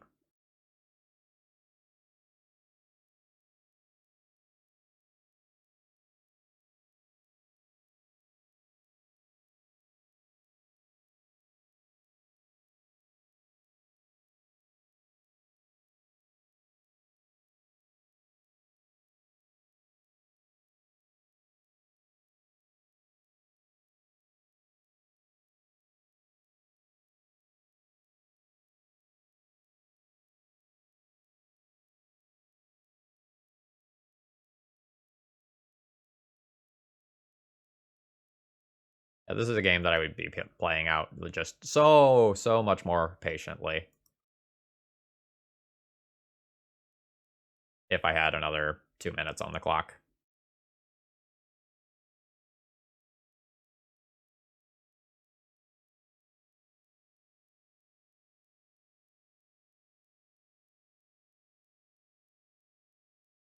No, I want to be able to keep casting cards and make more sharks. All right, cool. Now we don't have to worry about timing out. Yeah, so if I had more time here, like, I can play this game so patiently because I have the Shark Typhoon in play and I have the Wandering Fumarole. So I would not have cracked the Relic, and the reason I wouldn't have cracked the Relic is because Snapcaster Mage on Pyroblast kills the Shark Typhoon or forces me to use a Force of Will. Okay, I've kept an opening hand here that doesn't really do anything right now, but it has like a couple of lands, a ponder, and if the path is still available next turn, Standstill's fine. Standstill gives me time to, like, make land drops and do stuff that matters. My opponent's a combo deck, though. Like, shields are down. Yeah. Yeah, I'll play Standstill here. I'll fetch away the next card down. I mean, I love playing against Enchantress. The deck's super interesting.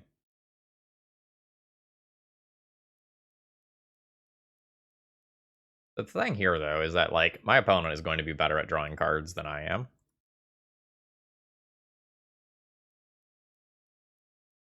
What are your thoughts on the Magic Art plagiarism debacle? I saw both images. I see where they're coming from, but, like, I didn't really dig into it. So I don't have a strong opinion because, like, I didn't take the time to, like, really dive into the issues. Like, I looked at both images and went, like, yeah, I see what was going on there. But I didn't really analyze it. Oh, the artist confirmed that they copied the art. Ooh. Yeah. Then I have a big problem with it. Like, I have a big problem with this Caracas. So, like, I teach a Latin class, right? Like, I still do a brief, like, 1-day unit on plagiarism, just so my students understand, like, what's up with it.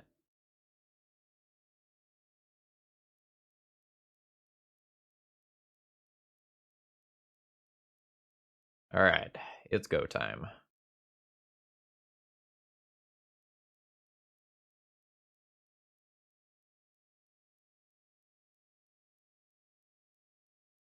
I guess I can just force a will this one, but I think I'll brainstorm first.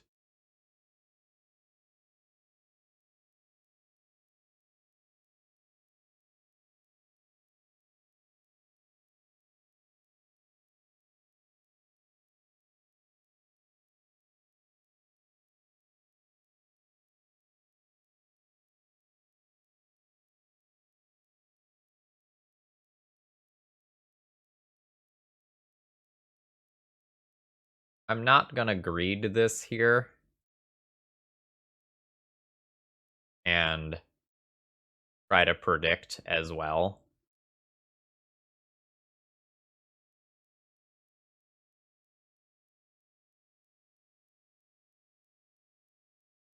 Because if I need to counter more than one thing in a turn, I want to have options available.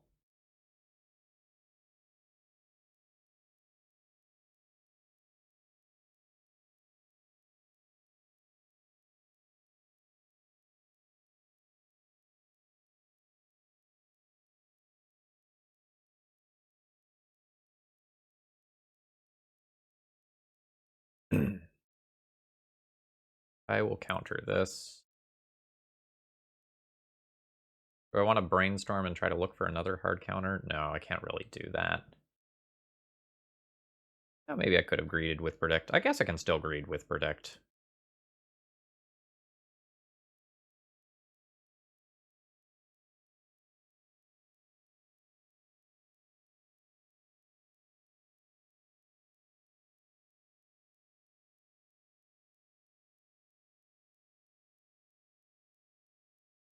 I can cast a brainstorm here.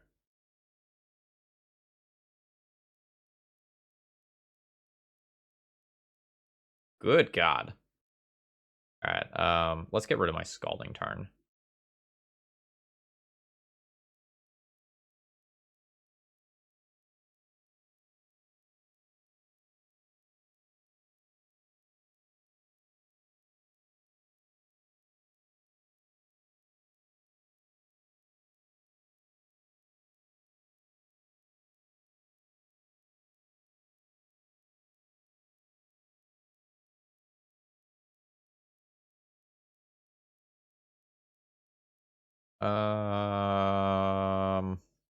I have just a wealth of resources here.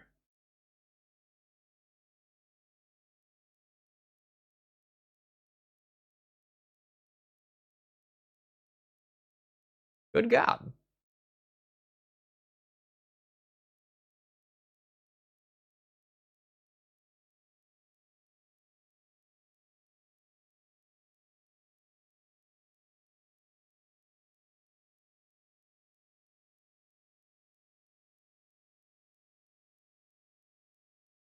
I think I'm just gonna win this game with a Shark Typhoon.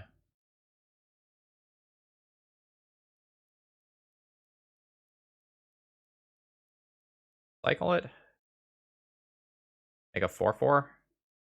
Cycling it and making a 4/4 is fine.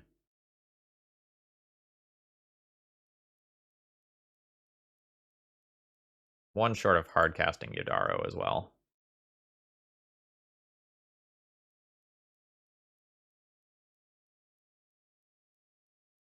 My opponent's Caracas also means the Yidaro isn't great, though.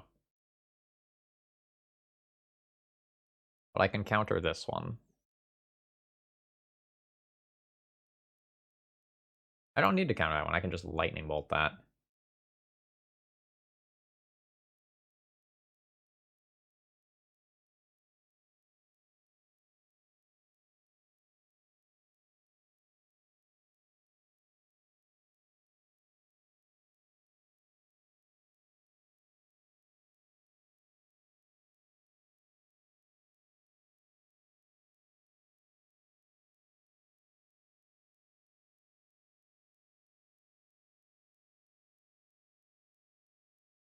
God, I would love to find a Lightning Bolt for this Caracas. Like, holy shit.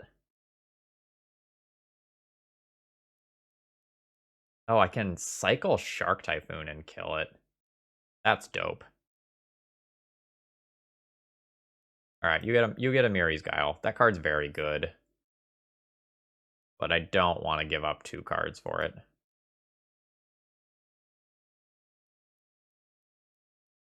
Hell yeah!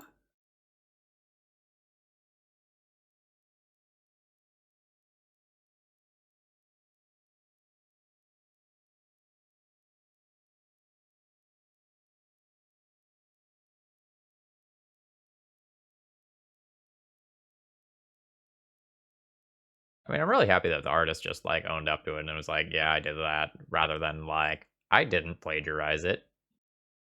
Good luck. Those fights suck for everyone involved.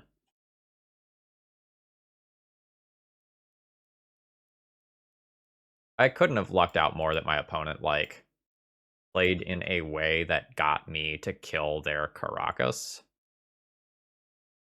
That's so convenient here, because it means that I can actually close this game out quickly. Like, this is going to be double the clock of just, like, the 4/4 I was planning on making.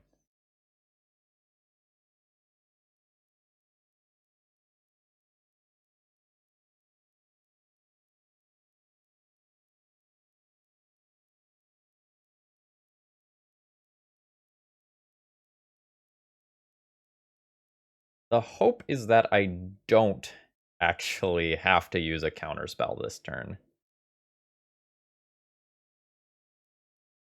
This card is insane. Okay, what do I have for my opponent? Not much. Like, really not much.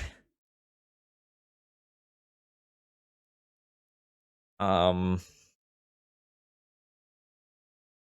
I'll Kozilek's Return. That's very good. But this stuff is super questionable. Like, this stuff fights the Sarah's Sanctum really well. But I think a lot of the days of 4x Sarah Sanctum are gone. A couple of the lists that I've played in the last 6 months have only run about 2 Sarah Sanctums. I don't think I'm going to mess around with the Blood Moon.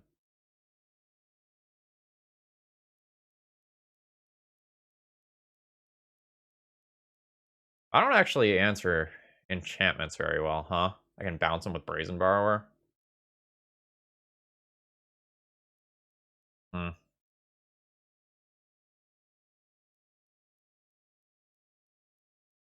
Yeah, I don't think my deck gets much better here.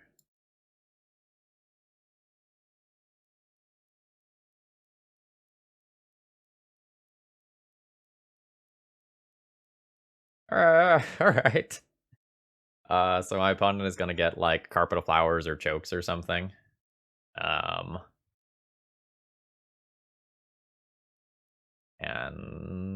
And I get one more answer to enchantresses.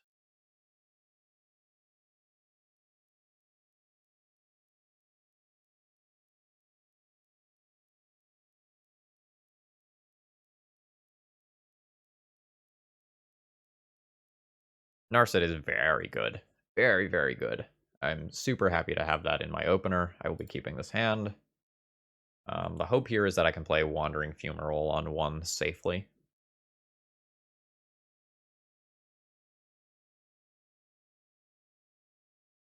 The reason I want to play Wandering Fumarole early is I want to be able to curve out into Nissa on turn 3. I think that's pretty important. I will potentially give my opponent one turn of drawing cards with an Enchantress effect. Nice, yeah. Guess what's not an island? Wandering Fumarole. Wandering Fumarole was the answer.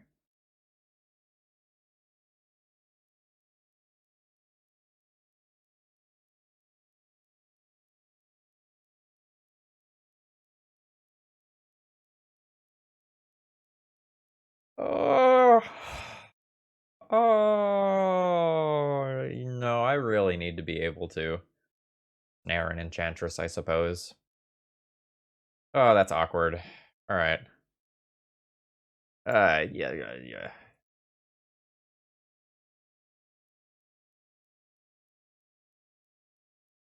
I'm gonna hold up Spell Snare on 1, play Wandering Fumarole on 2.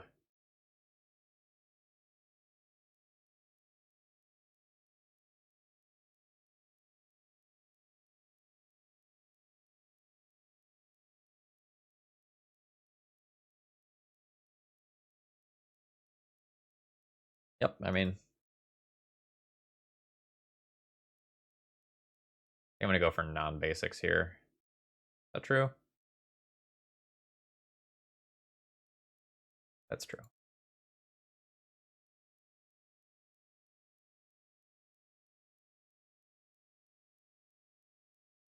Since I have 2 non-basics already, if my opponent has something that punishes non-basics, I'm already in huge trouble.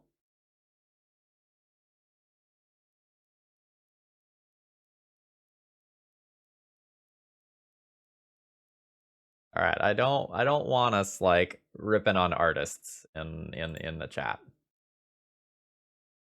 Right? Like it's very easy to say like I don't like this art. Right?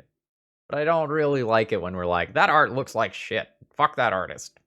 Like we don't need to be negative, right? Like celebrate the things that you're happy about, you know. But like there's the faithless looting art is the one that keeps coming up right now because like that one has very polarizing opinions. I don't like that art. That art's not for me. Like I understand that I don't like modern art and that's why I don't like that faithless looting. But at the same time, there's so many people who are like I'd make art like this. It's super cool to see that sort of stuff on a Magic card. We've never seen that sort of stuff before. Well, Kiwi, welcome. It's been going pretty well so far.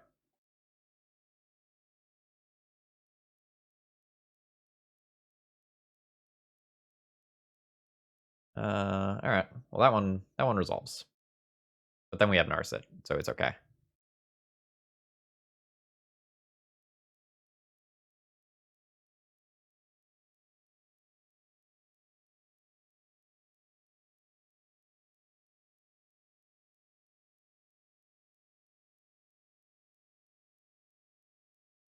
All right. I think this is just fine.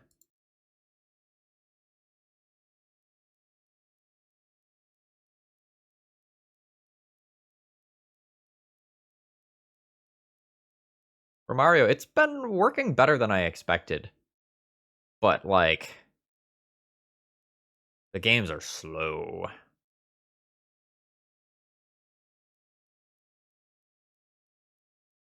On the Faithless looting note, how do I say this? If you've seen the whole art, I think the whole art looks better than what fits into, like, the little square. Like, I very much see where the art direction is going when I see the whole picture in a way that I don't when I just see what appears in the like box. Oh, fancy art. Everyone loves like the magic paintings. They sell for so much money. People adore them. All right. I can just lightning bolt this on my turn, right? There's no need to force a will that. My opponent used my opponent has used Carpet of Flowers mana. That's fine.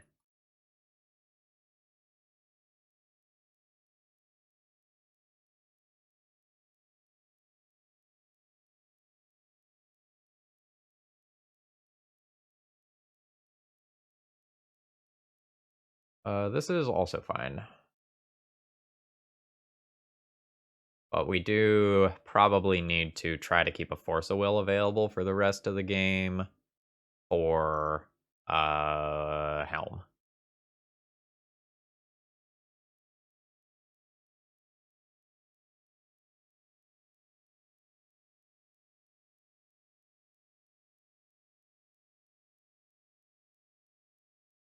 Faithless Looting art is hand painted? That's crazy. I would not have guessed that.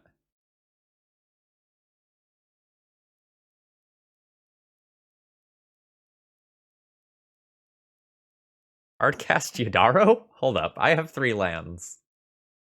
We need to spend at least 5 more minutes of clock before we can start thinking about hardcasting a Yidaro.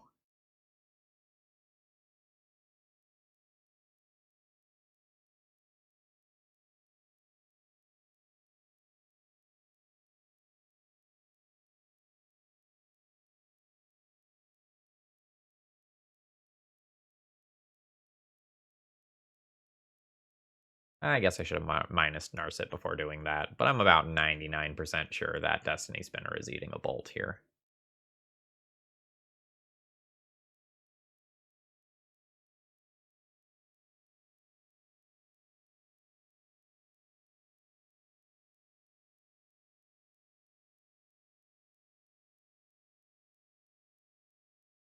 I'll just grab one of these. I guess I can ponder. Guess I can ponder. I think I'm just looking for land drops. I feel pretty safe. I don't mind land drops, and I don't mind like a lightning bolt for another Destiny Spinner.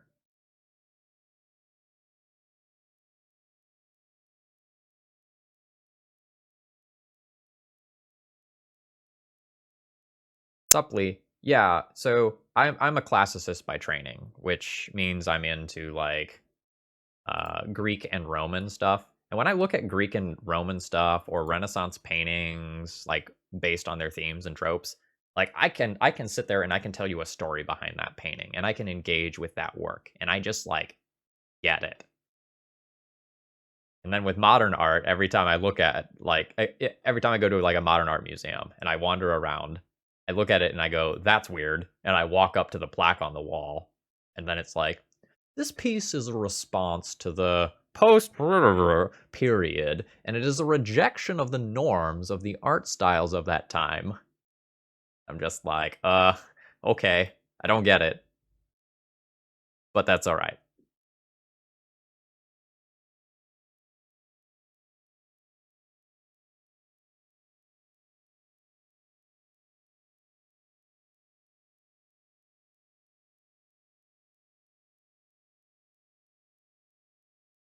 Assuming things are still safe on my opponent's next end step, I think I'm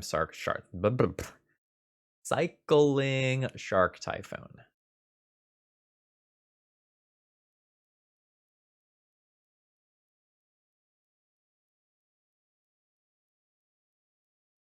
Good God. I feel safe and loved.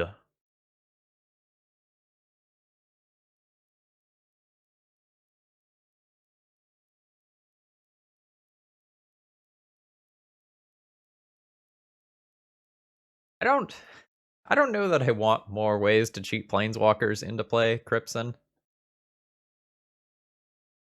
Because like while that sounds cool and fun, the reality is like if you do something like that and it ends up being good, it just cheats like Ugins and Nicol Bolas's into play, and like it just generates non-games. I'm guessing that doesn't end up being as fun as like you expect it might be.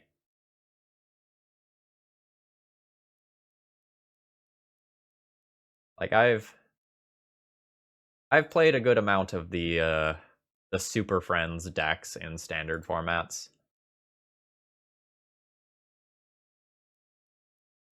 My opponents were rarely just like, "Oh yeah, I'm playing against Super Friends," you know?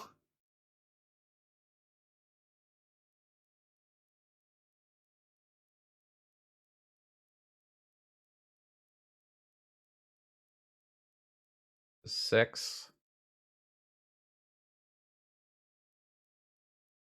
I just don't feel the need to cast this Ponder.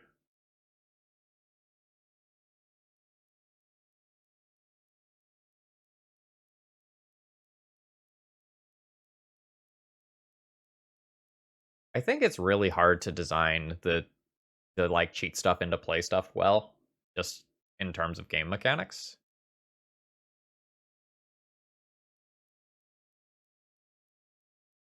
Like if you make it too aggressive, the format warps around it. If you make it a little bit too slow, it's just like not playable, right? So it's really rare that you see an Elvish Piper in any deck in any format, right? Because like 4 mana front end and then another turn to activate it ends up being just a little bit too slow, even when you're cheating in something really big and really dumb.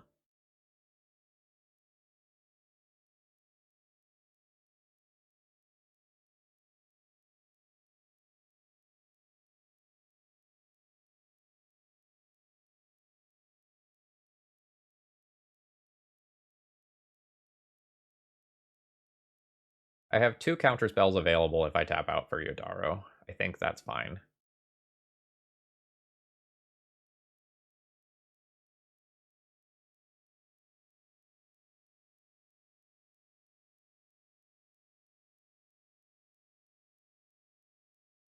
I believe I'm going to fetch both basic mountains here.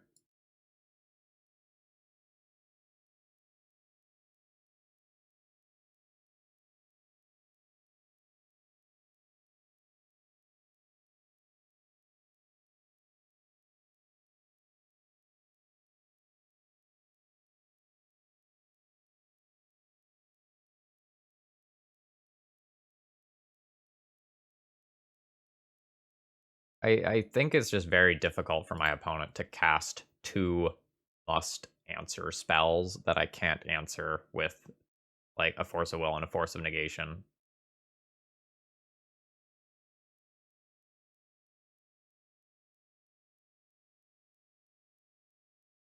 Yeah, it's weird, but we are just getting to 7 mana.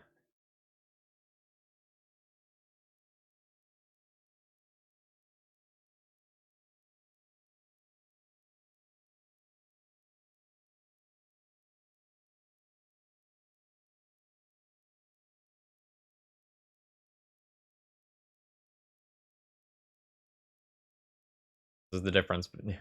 This is the difference between Destiny Spinner and its Elvish equivalent. The fact that this one itself isn't counterable is kind of a big deal.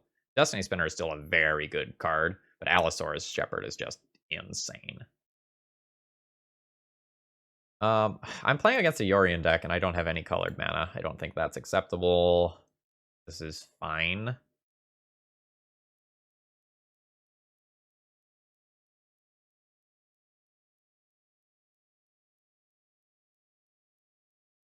I'll let the predict go.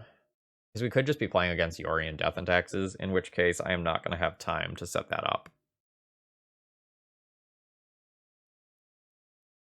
Yeah, Comical Flop. I started designing that EDH deck that I played for Brian's channel around Sizen, and then I found this again.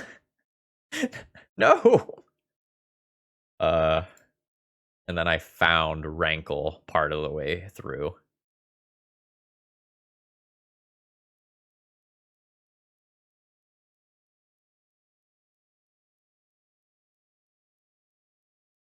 Yeah, okay.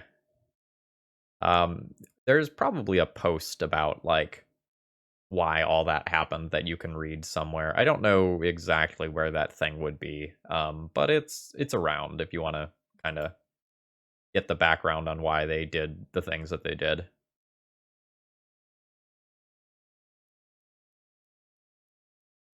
Had mixed opinions from the public.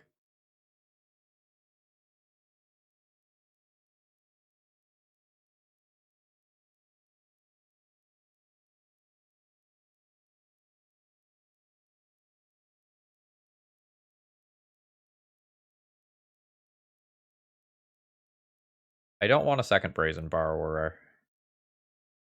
Well, maybe my game one is so bad against this deck that I just keep two Brazen Borrowers and try to turn them sideways. Yeah.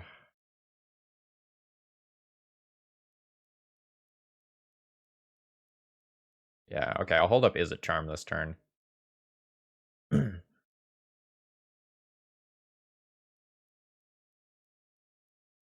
Yeah, I think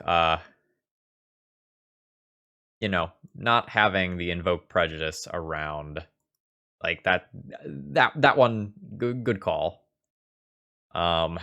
But I know Rich Shea was not super on board with one of the other ones getting banned. I forget which one it was. It might have been Jihad, and he felt like that was more erasure rather than maturely dealing with the topic.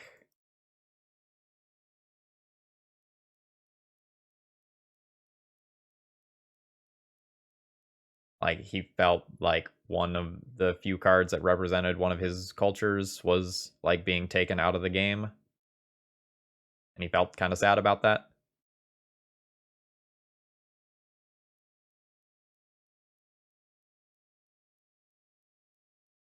I don't remember which card it was, but I remember he wrote a relatively long piece talking about like how much I think it was the Arabian Nights set meant to him, and like that seeing that was wonderful. And this kind of created one of those like feel bad gut sinking moments where like, hey, this thing that I love that was a part of my game now like I can't possibly play it anywhere ever.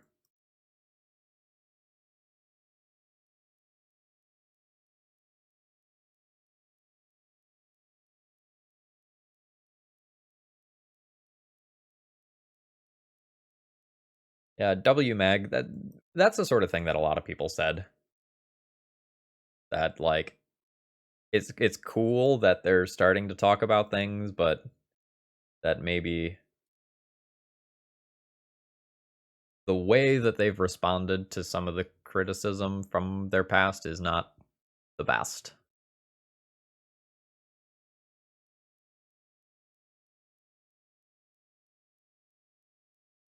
But I don't know. Like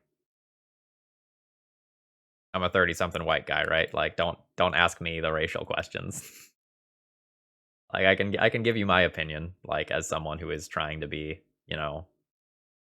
cognizant and aware of issues, but like ultimately I'm not in any of the groups that would potentially be offended by some of these cards. Like I don't look at the KKK card and go like, "Oh yeah, that's great art." No, like I look at that and I'm like, "Yeah, that really shouldn't exist." But that's my take as an outsider.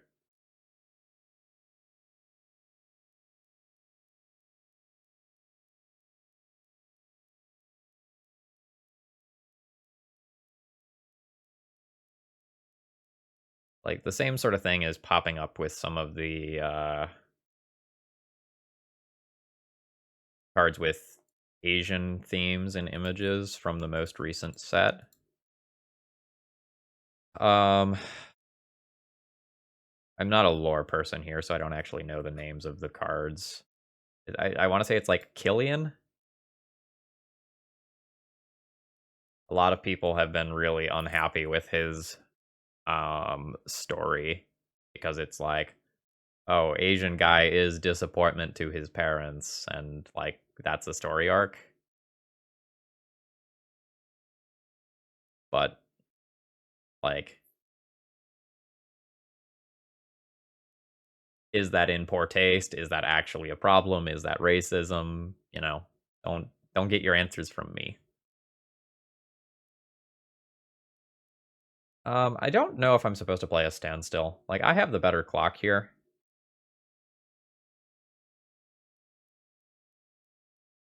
My opponent has this Yorian in hand, which I could just Force of Will. And is it Charm the Snapcaster Mage too? I think I'm comfortable dropping this. It becomes real awkward if my opponent has a Fatal Push here, though.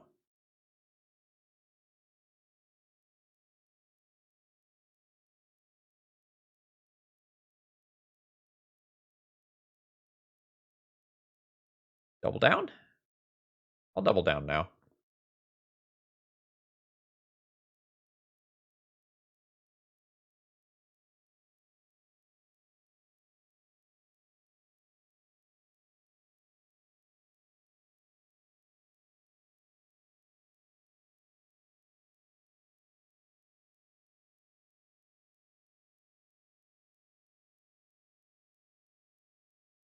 Another weird thing about like WotC going out of their way to like talk about some of those cards is it actually built up hype around a lot of those cards, oddly enough, and in some ways had some negative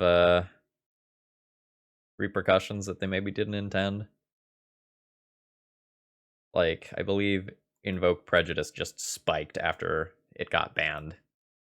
Like, I want to own the racist card sort of thing, which is a little counterintuitive, but it's what happened.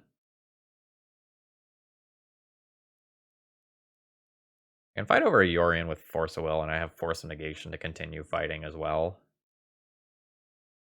I also may pivot. Yeah, I mean, that's happening. Actually, is that happening? Because Force of Will answers Yorian. My other cards don't.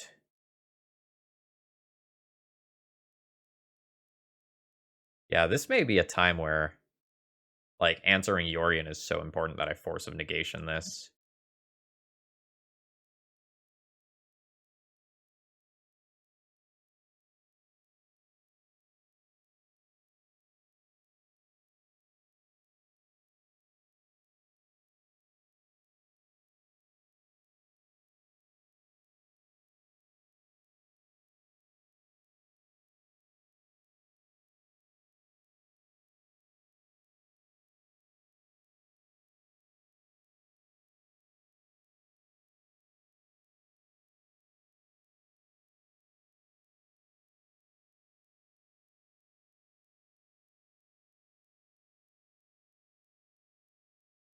I can just attack. My opponent blocks, I leave it as a 1/4, and if they don't block, I get to dome them for 4. Or I can just pass the turn and hardcast a Force of Will. I think I like that better.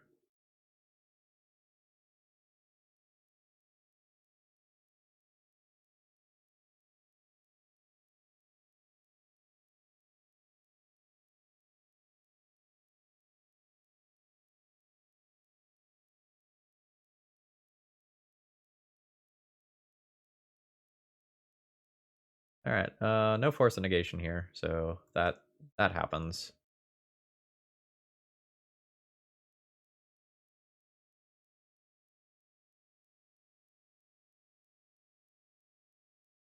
I don't beat this Yorian if it resolves. Oh no, that's very bad. We know that from before, though. Okay.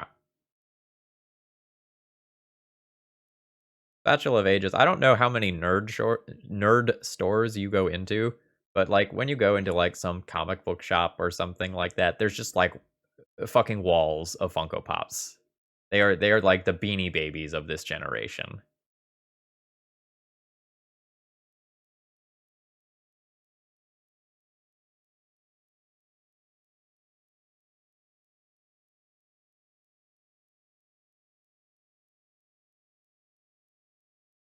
All right, I think I need to start pondering for a Yidaro. I need to clock.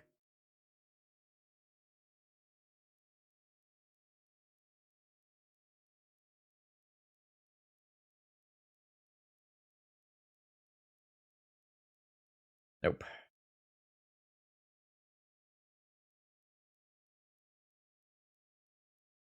I need to leave up hardcasting Force of Will now, unfortunately. Cause like, man, I'm gonna answer the Uro once, and then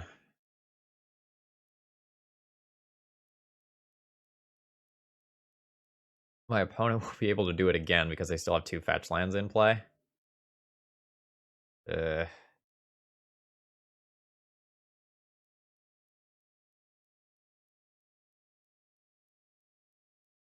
like two Yidaro hits is great.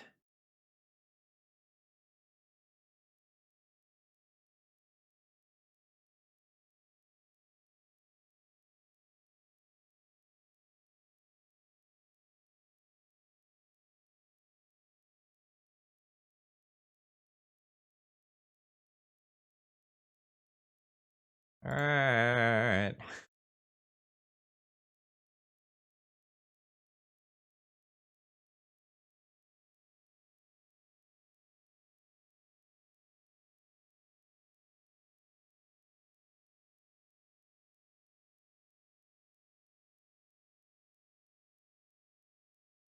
In this essay, I will explain. No, I meant that as a passing comment, not something that I had given a lot of thought to.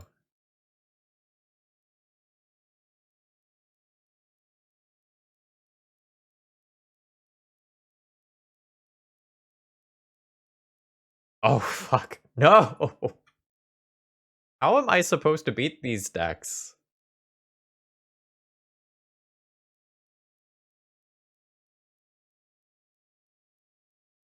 Uh...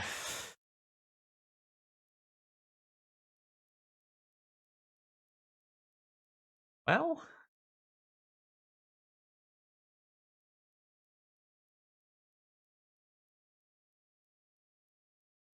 Alright.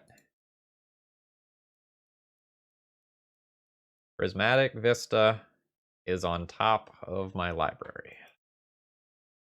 They have the Life from the Loam, too? It's just zombies forever? Do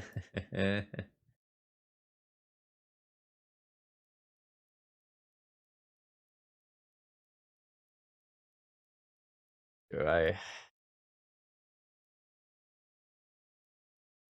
God, I can't even, like, tap out to ambush things with Shark Typhoon mid-combat because I'm so afraid of, like, Yorion and Uro.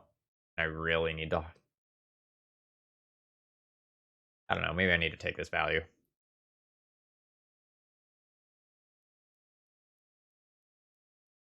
I'm not winning this game as this game goes long.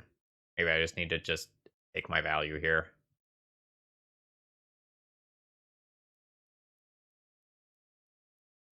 Yeah, see, we tried the... Actually, I want to kill the zombie. The Snapcaster Mage is a card that goes to graveyard. We tried the Blood Moon plan before, but if this is similar to the list that I played against previously, they also have Prophetic Prisms.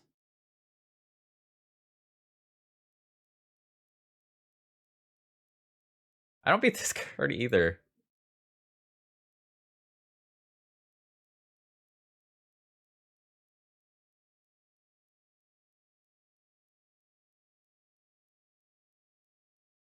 Alright. Like, my opponent is going to cast an Uro now. I don't think there's any shame in conceding here. Like, I can't beat Field of the Dead plus Uro plus Yorion that's still hanging out plus, like, 6 power on board. God, I don't know what I'm supposed to do.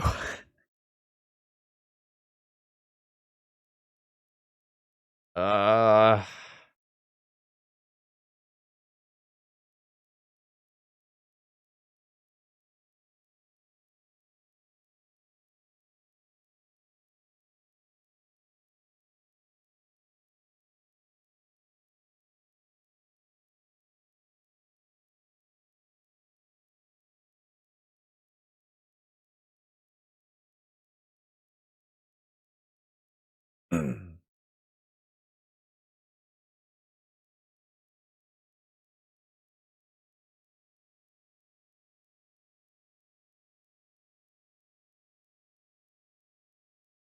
I think my matchup is so bad that I tried to cheese a win. Like, I think I either need to put a turtle in play and have it hit twice, and that kills my opponent, or I need to, like, Blood Moon them and keep them from casting their stuff. So, like, last time I played against this deck, I brought in the Blood Moons, and then my opponent went turn 1 Abundant Growth and just get wrecked.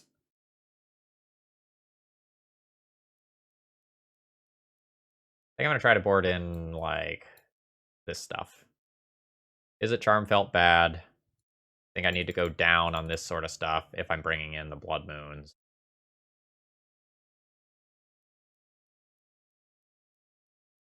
Didn't see Strix. I'm going to assume it's still there. I go down on some Force of Wills. I go down on the Brazen Borrowers. They died a Lily. They died a Baleful Strix. I don't think I actually win with that. Uh,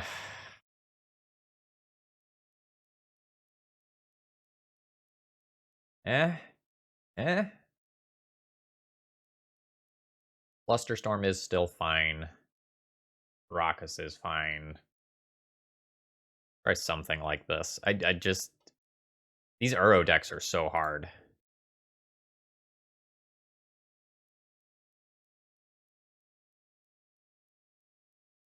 Eh.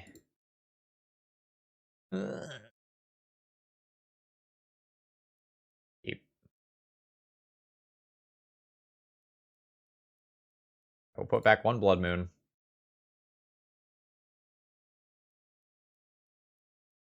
Awkward.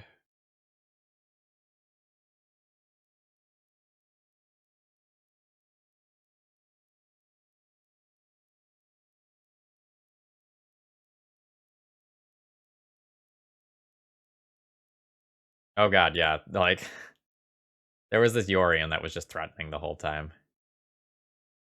Oh, Thought sees me and punish me for putting the other Blood Moon back. No!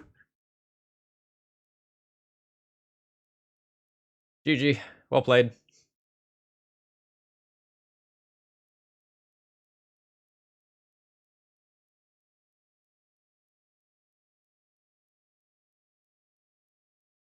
So before my next draw step, I probably want to fetch and shuffle that other Blood Moon back into my deck.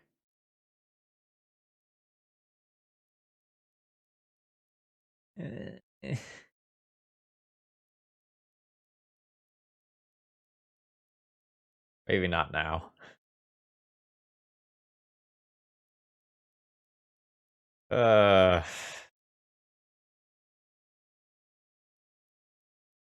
I'm allergic to this much value.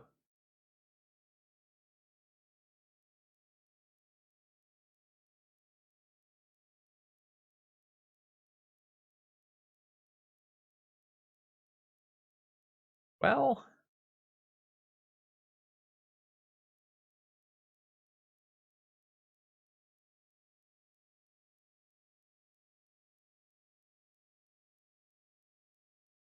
I will Red Elemental Blast the counterspell on this relic.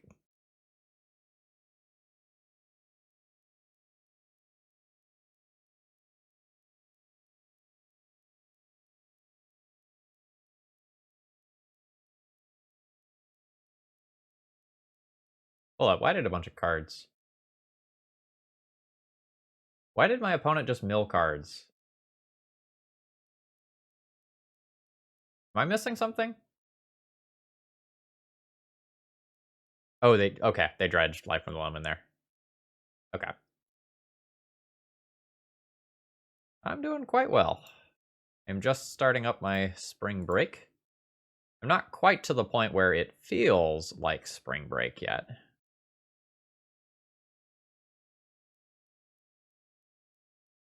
Yeah, I looked away at chat, and then all of a sudden the log said, like, oh, they milled 3.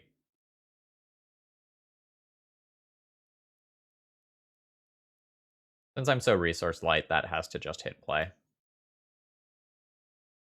This isn't like that previous game I played against this deck where, like, I'm just sitting on a ton of resources and I can just, like, fight over a Baleful Strix.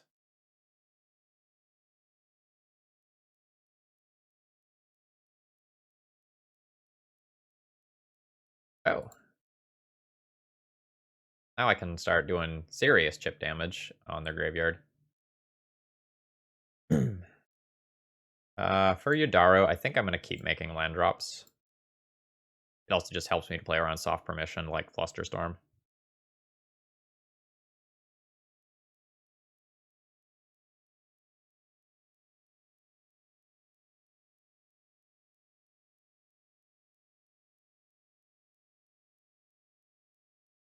We have officially surpassed the 3-hour mark with this stream now.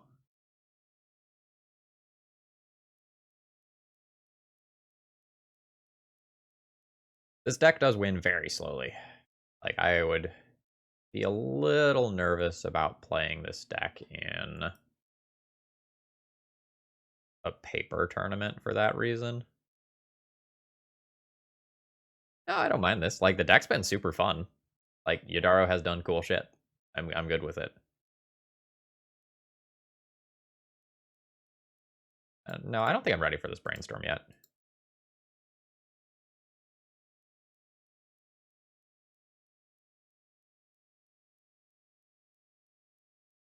I don't really have that many things that I actually want to cast.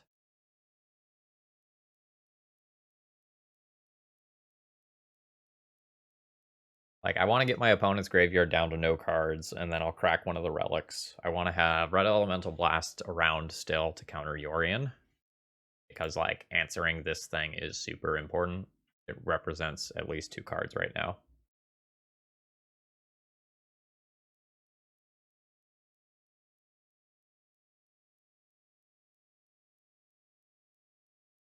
The bad thing here is that now the Blood Moons aren't really real cards.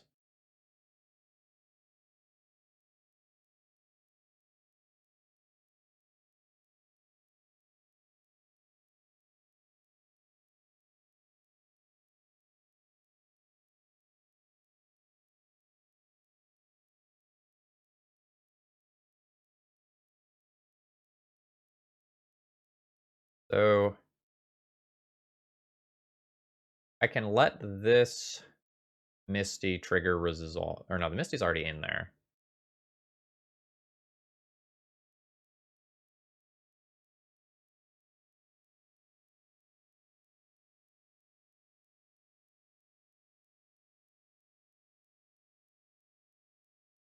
It would have to fetch again, and then I can get the Delta too.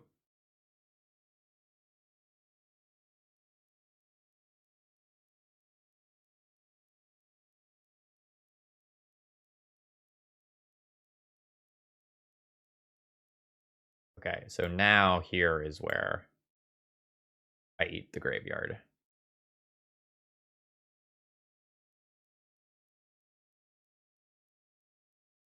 A counterspell is sick insurance too. Very happy to draw that.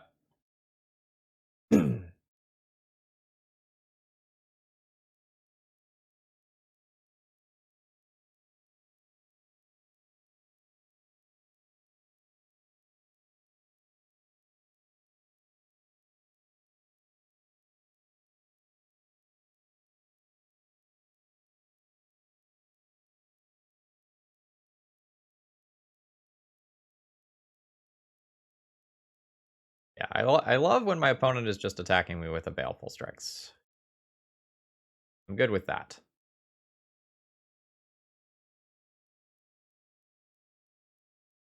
Alright, I think it's brainstorm time. I don't want this land.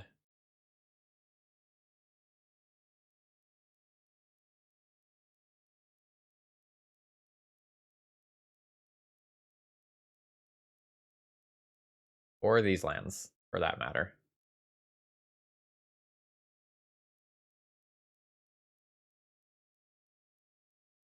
Well, hello, Anthony, and welcome.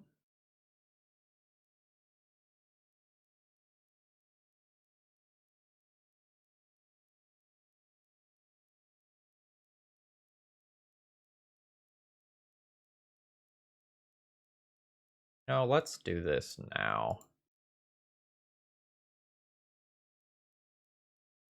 It's always so cool to, like, see all the people who are watching from all around the world.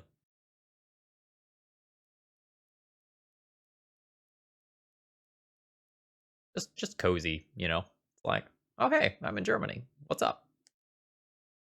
Or I guess, like Guten Tag, Guten Morgen, whatever.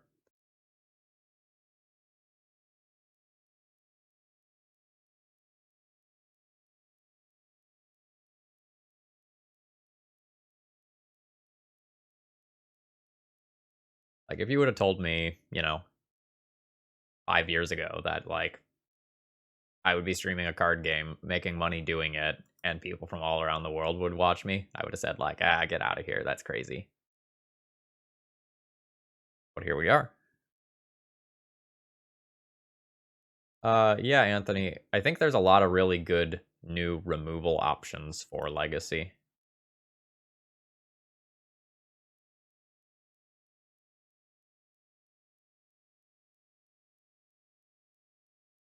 And the some of the Magecraft cards may end up seeing a little bit of play.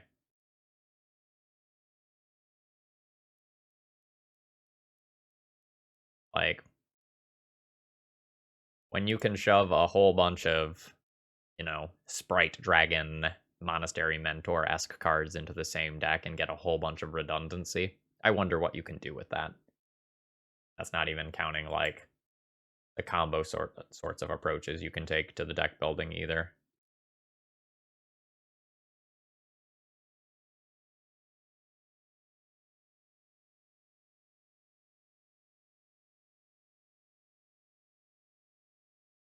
Ooh.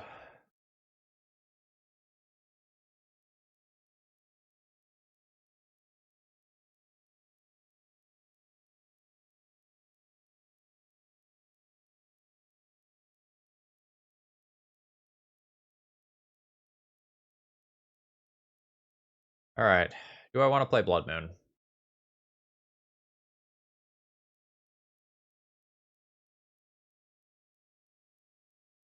Honestly, at this stage of the game, with my opponent having 5 basics in play, I probably don't. The fetches are probably more valuable to me. I'm going to plan on looting that away with the Lighthouse.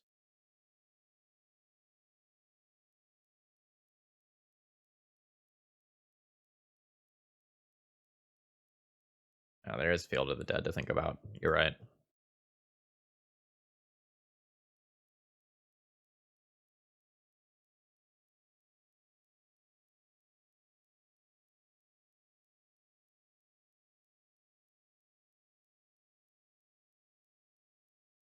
So do I play around the one of that is just, like, very, very, very, very good against me?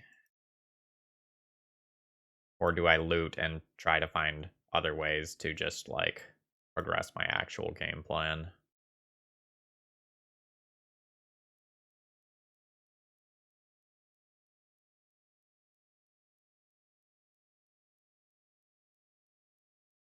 Gonna get rid of it.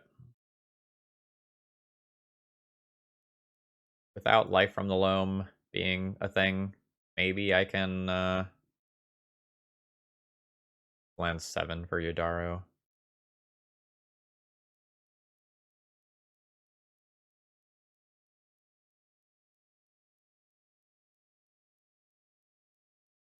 One, two, three, 4, 5, 6, 7. Yeah, they have enough for Field of the Dead already. Island and Snowcover Island are different cards, despite having basically the same functionality.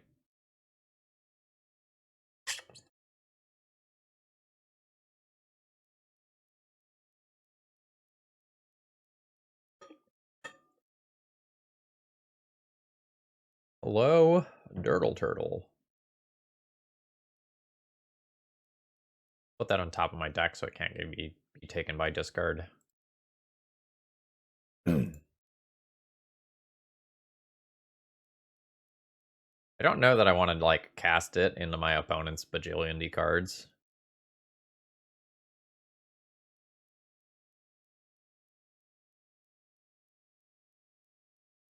I also don't have red, so that I can cast it with red elemental blast back up.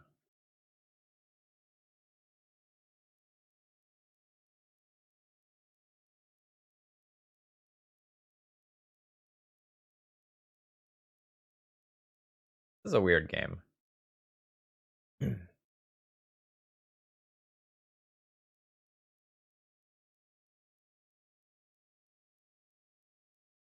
Yeah, I wonder if I should have fetched one more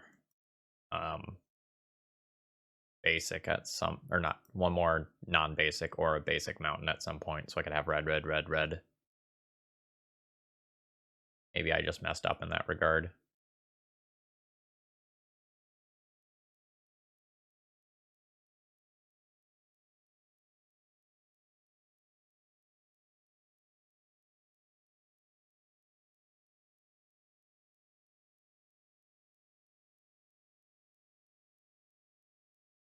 Yeah, I think I'm unwilling to cast this right now. I think I'm just going to cycle it and make a land drop.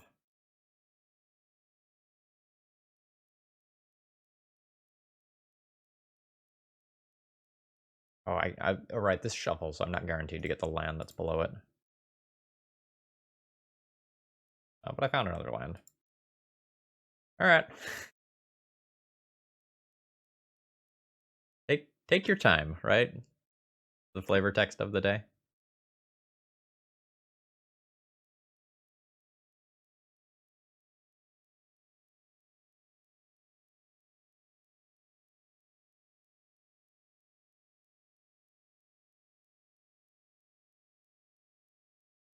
Do I have Flusterstorms? No.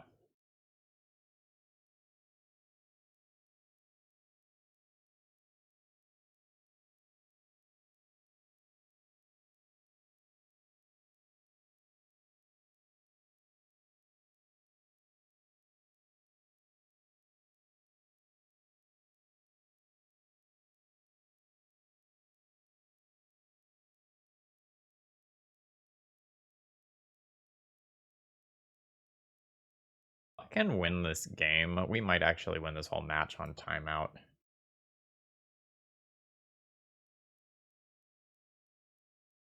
Yep. And opponent having carpet too is just like another thing that stops the Blood Moon axis.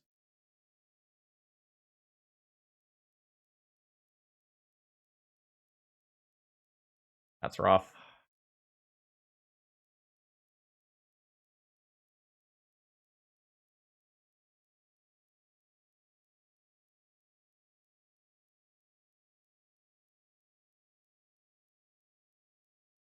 They're going for an Assassin's Trophy on the Relic. All right.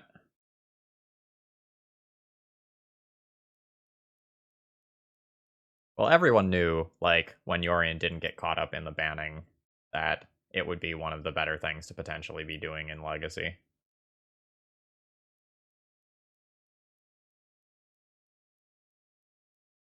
You an Assassin's Trophy my Lighthouse?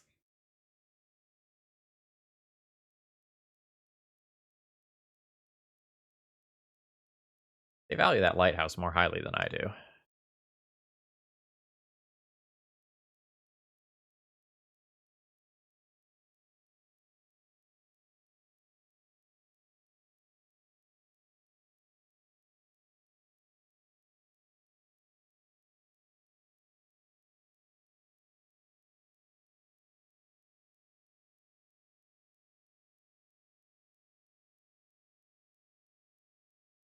Now I have red.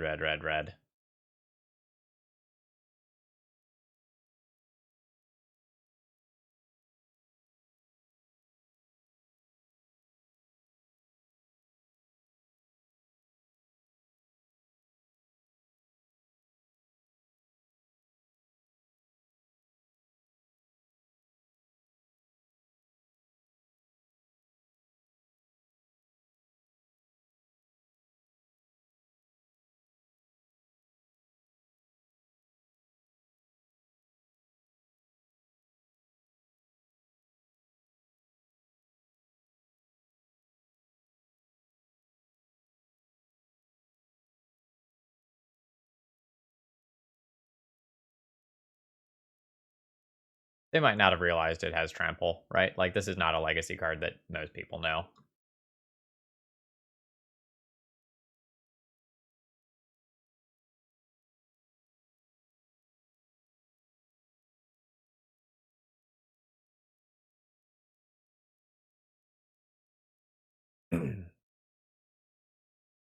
Seven mana.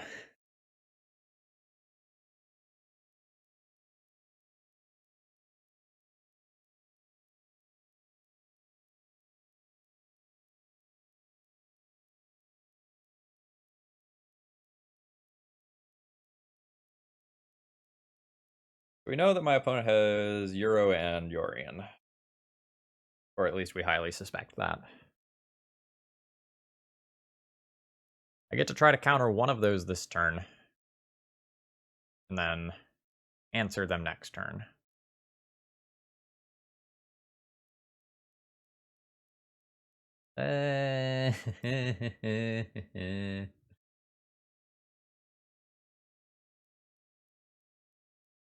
That sponges up just so much damage.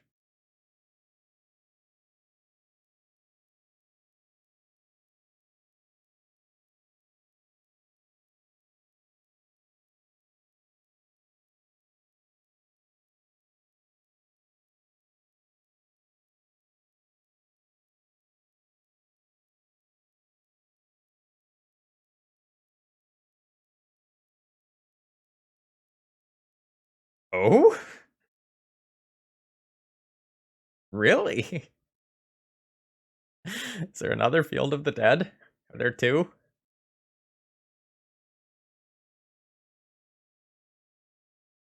No. Okay, so it's just to find the Field of the Dead and the Bojugo Bog that I saw.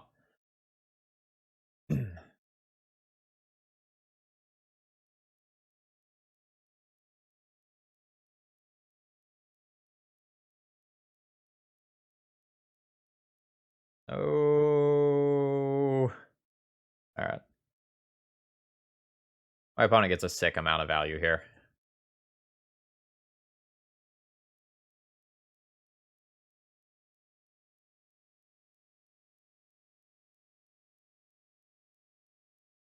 I have 5, 6, 7, 8, 9 mana on my turn. So I can currently do all of the stuff that's in my hand.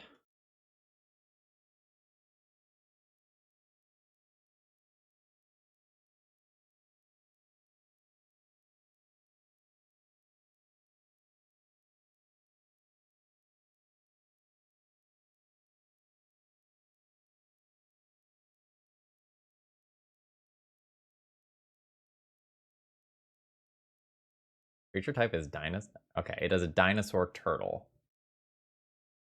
What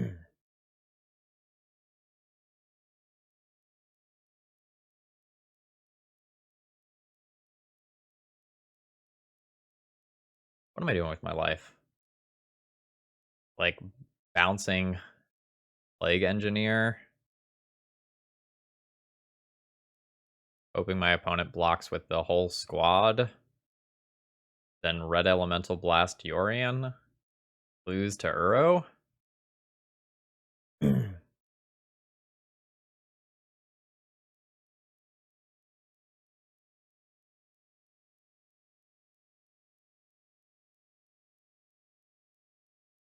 4, 7. So I can DAC and take Baleful Strix.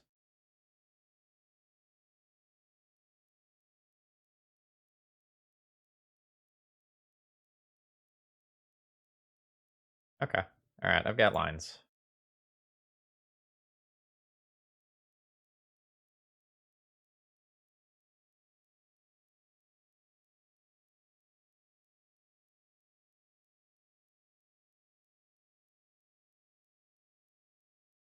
Alright.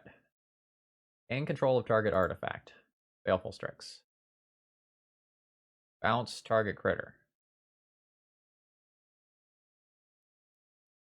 Plague Engineer. Bash in with War Turtle.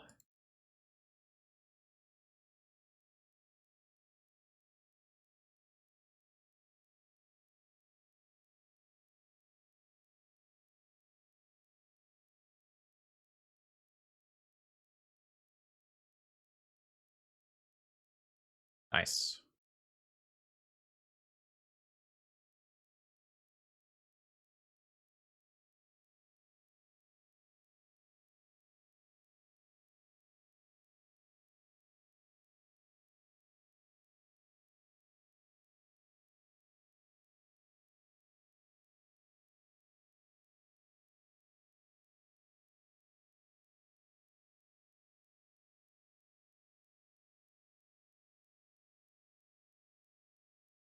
All right. There's hope for me.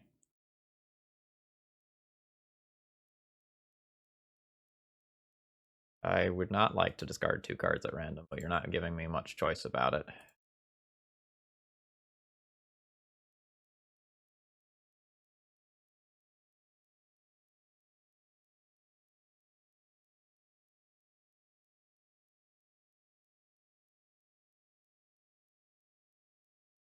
I was hoping to be able to sit on the counter spell, and then if things went south, I Red Elemental blasted something.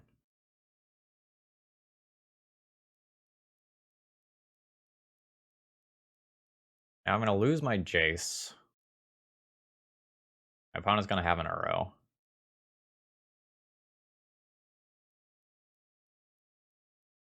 That's also just very bad for me.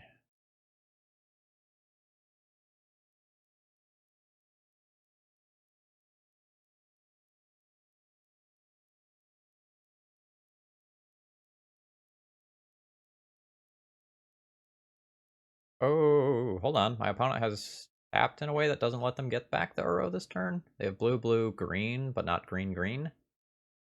Hold up. So you're telling me there's a chance.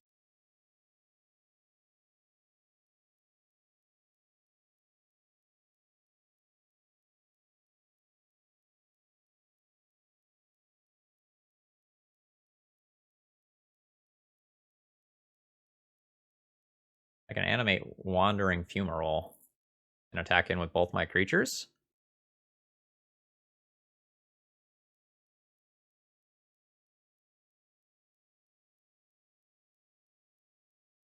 What else is coming?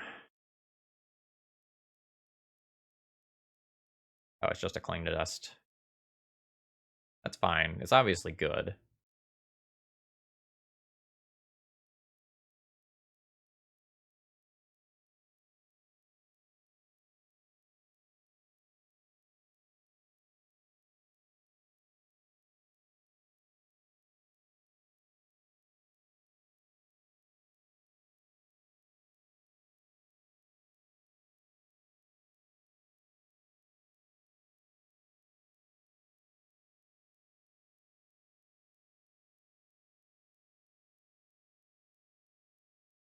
No, they have something else. All right.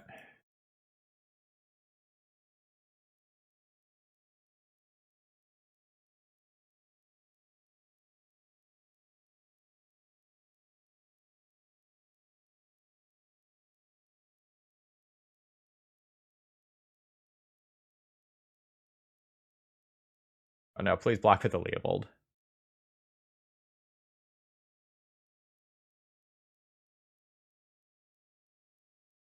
That Leovold was gone. I think I had more outs than I do currently. I can't really use Dak Baden. The May? No, not a May. Alright.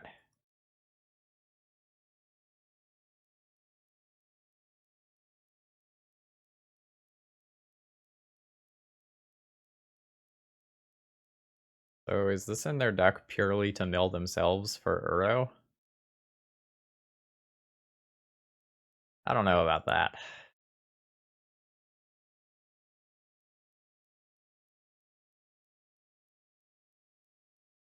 For the Doomsday matchup. Oh, interesting. So it's a crop rotation target.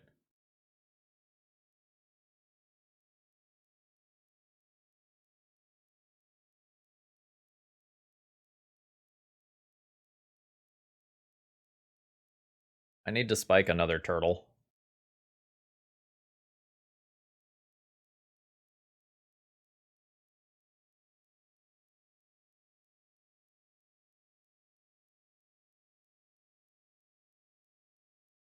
I mean, the card's been sweet.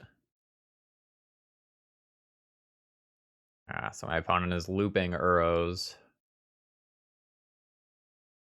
I can even do it again. I guess green's a bottleneck.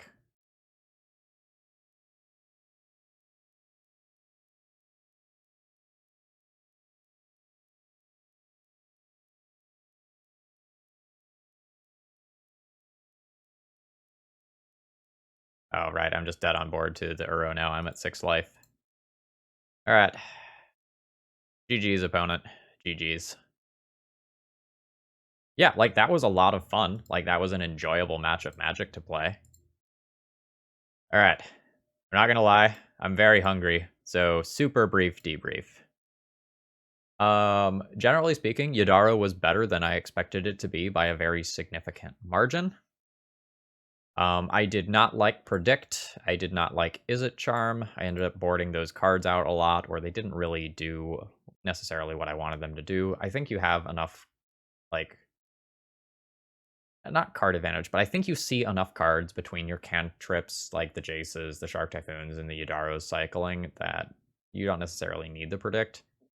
I think the 3 weakest cards in the deck are these 3 right here. I would like to cut these for other cards. I don't quite have the brain power to figure out what those are right now.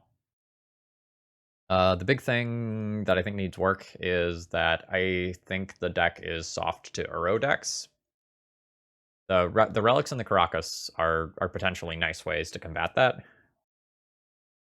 But I don't know what we're supposed to do against a blue deck that goes bigger than us, and a lot of those Uro decks go bigger than us with things like Field of the Dead or Yorion in particular, as we saw in 2 of our rounds, and I don't feel like I'm well equipped to face that right now.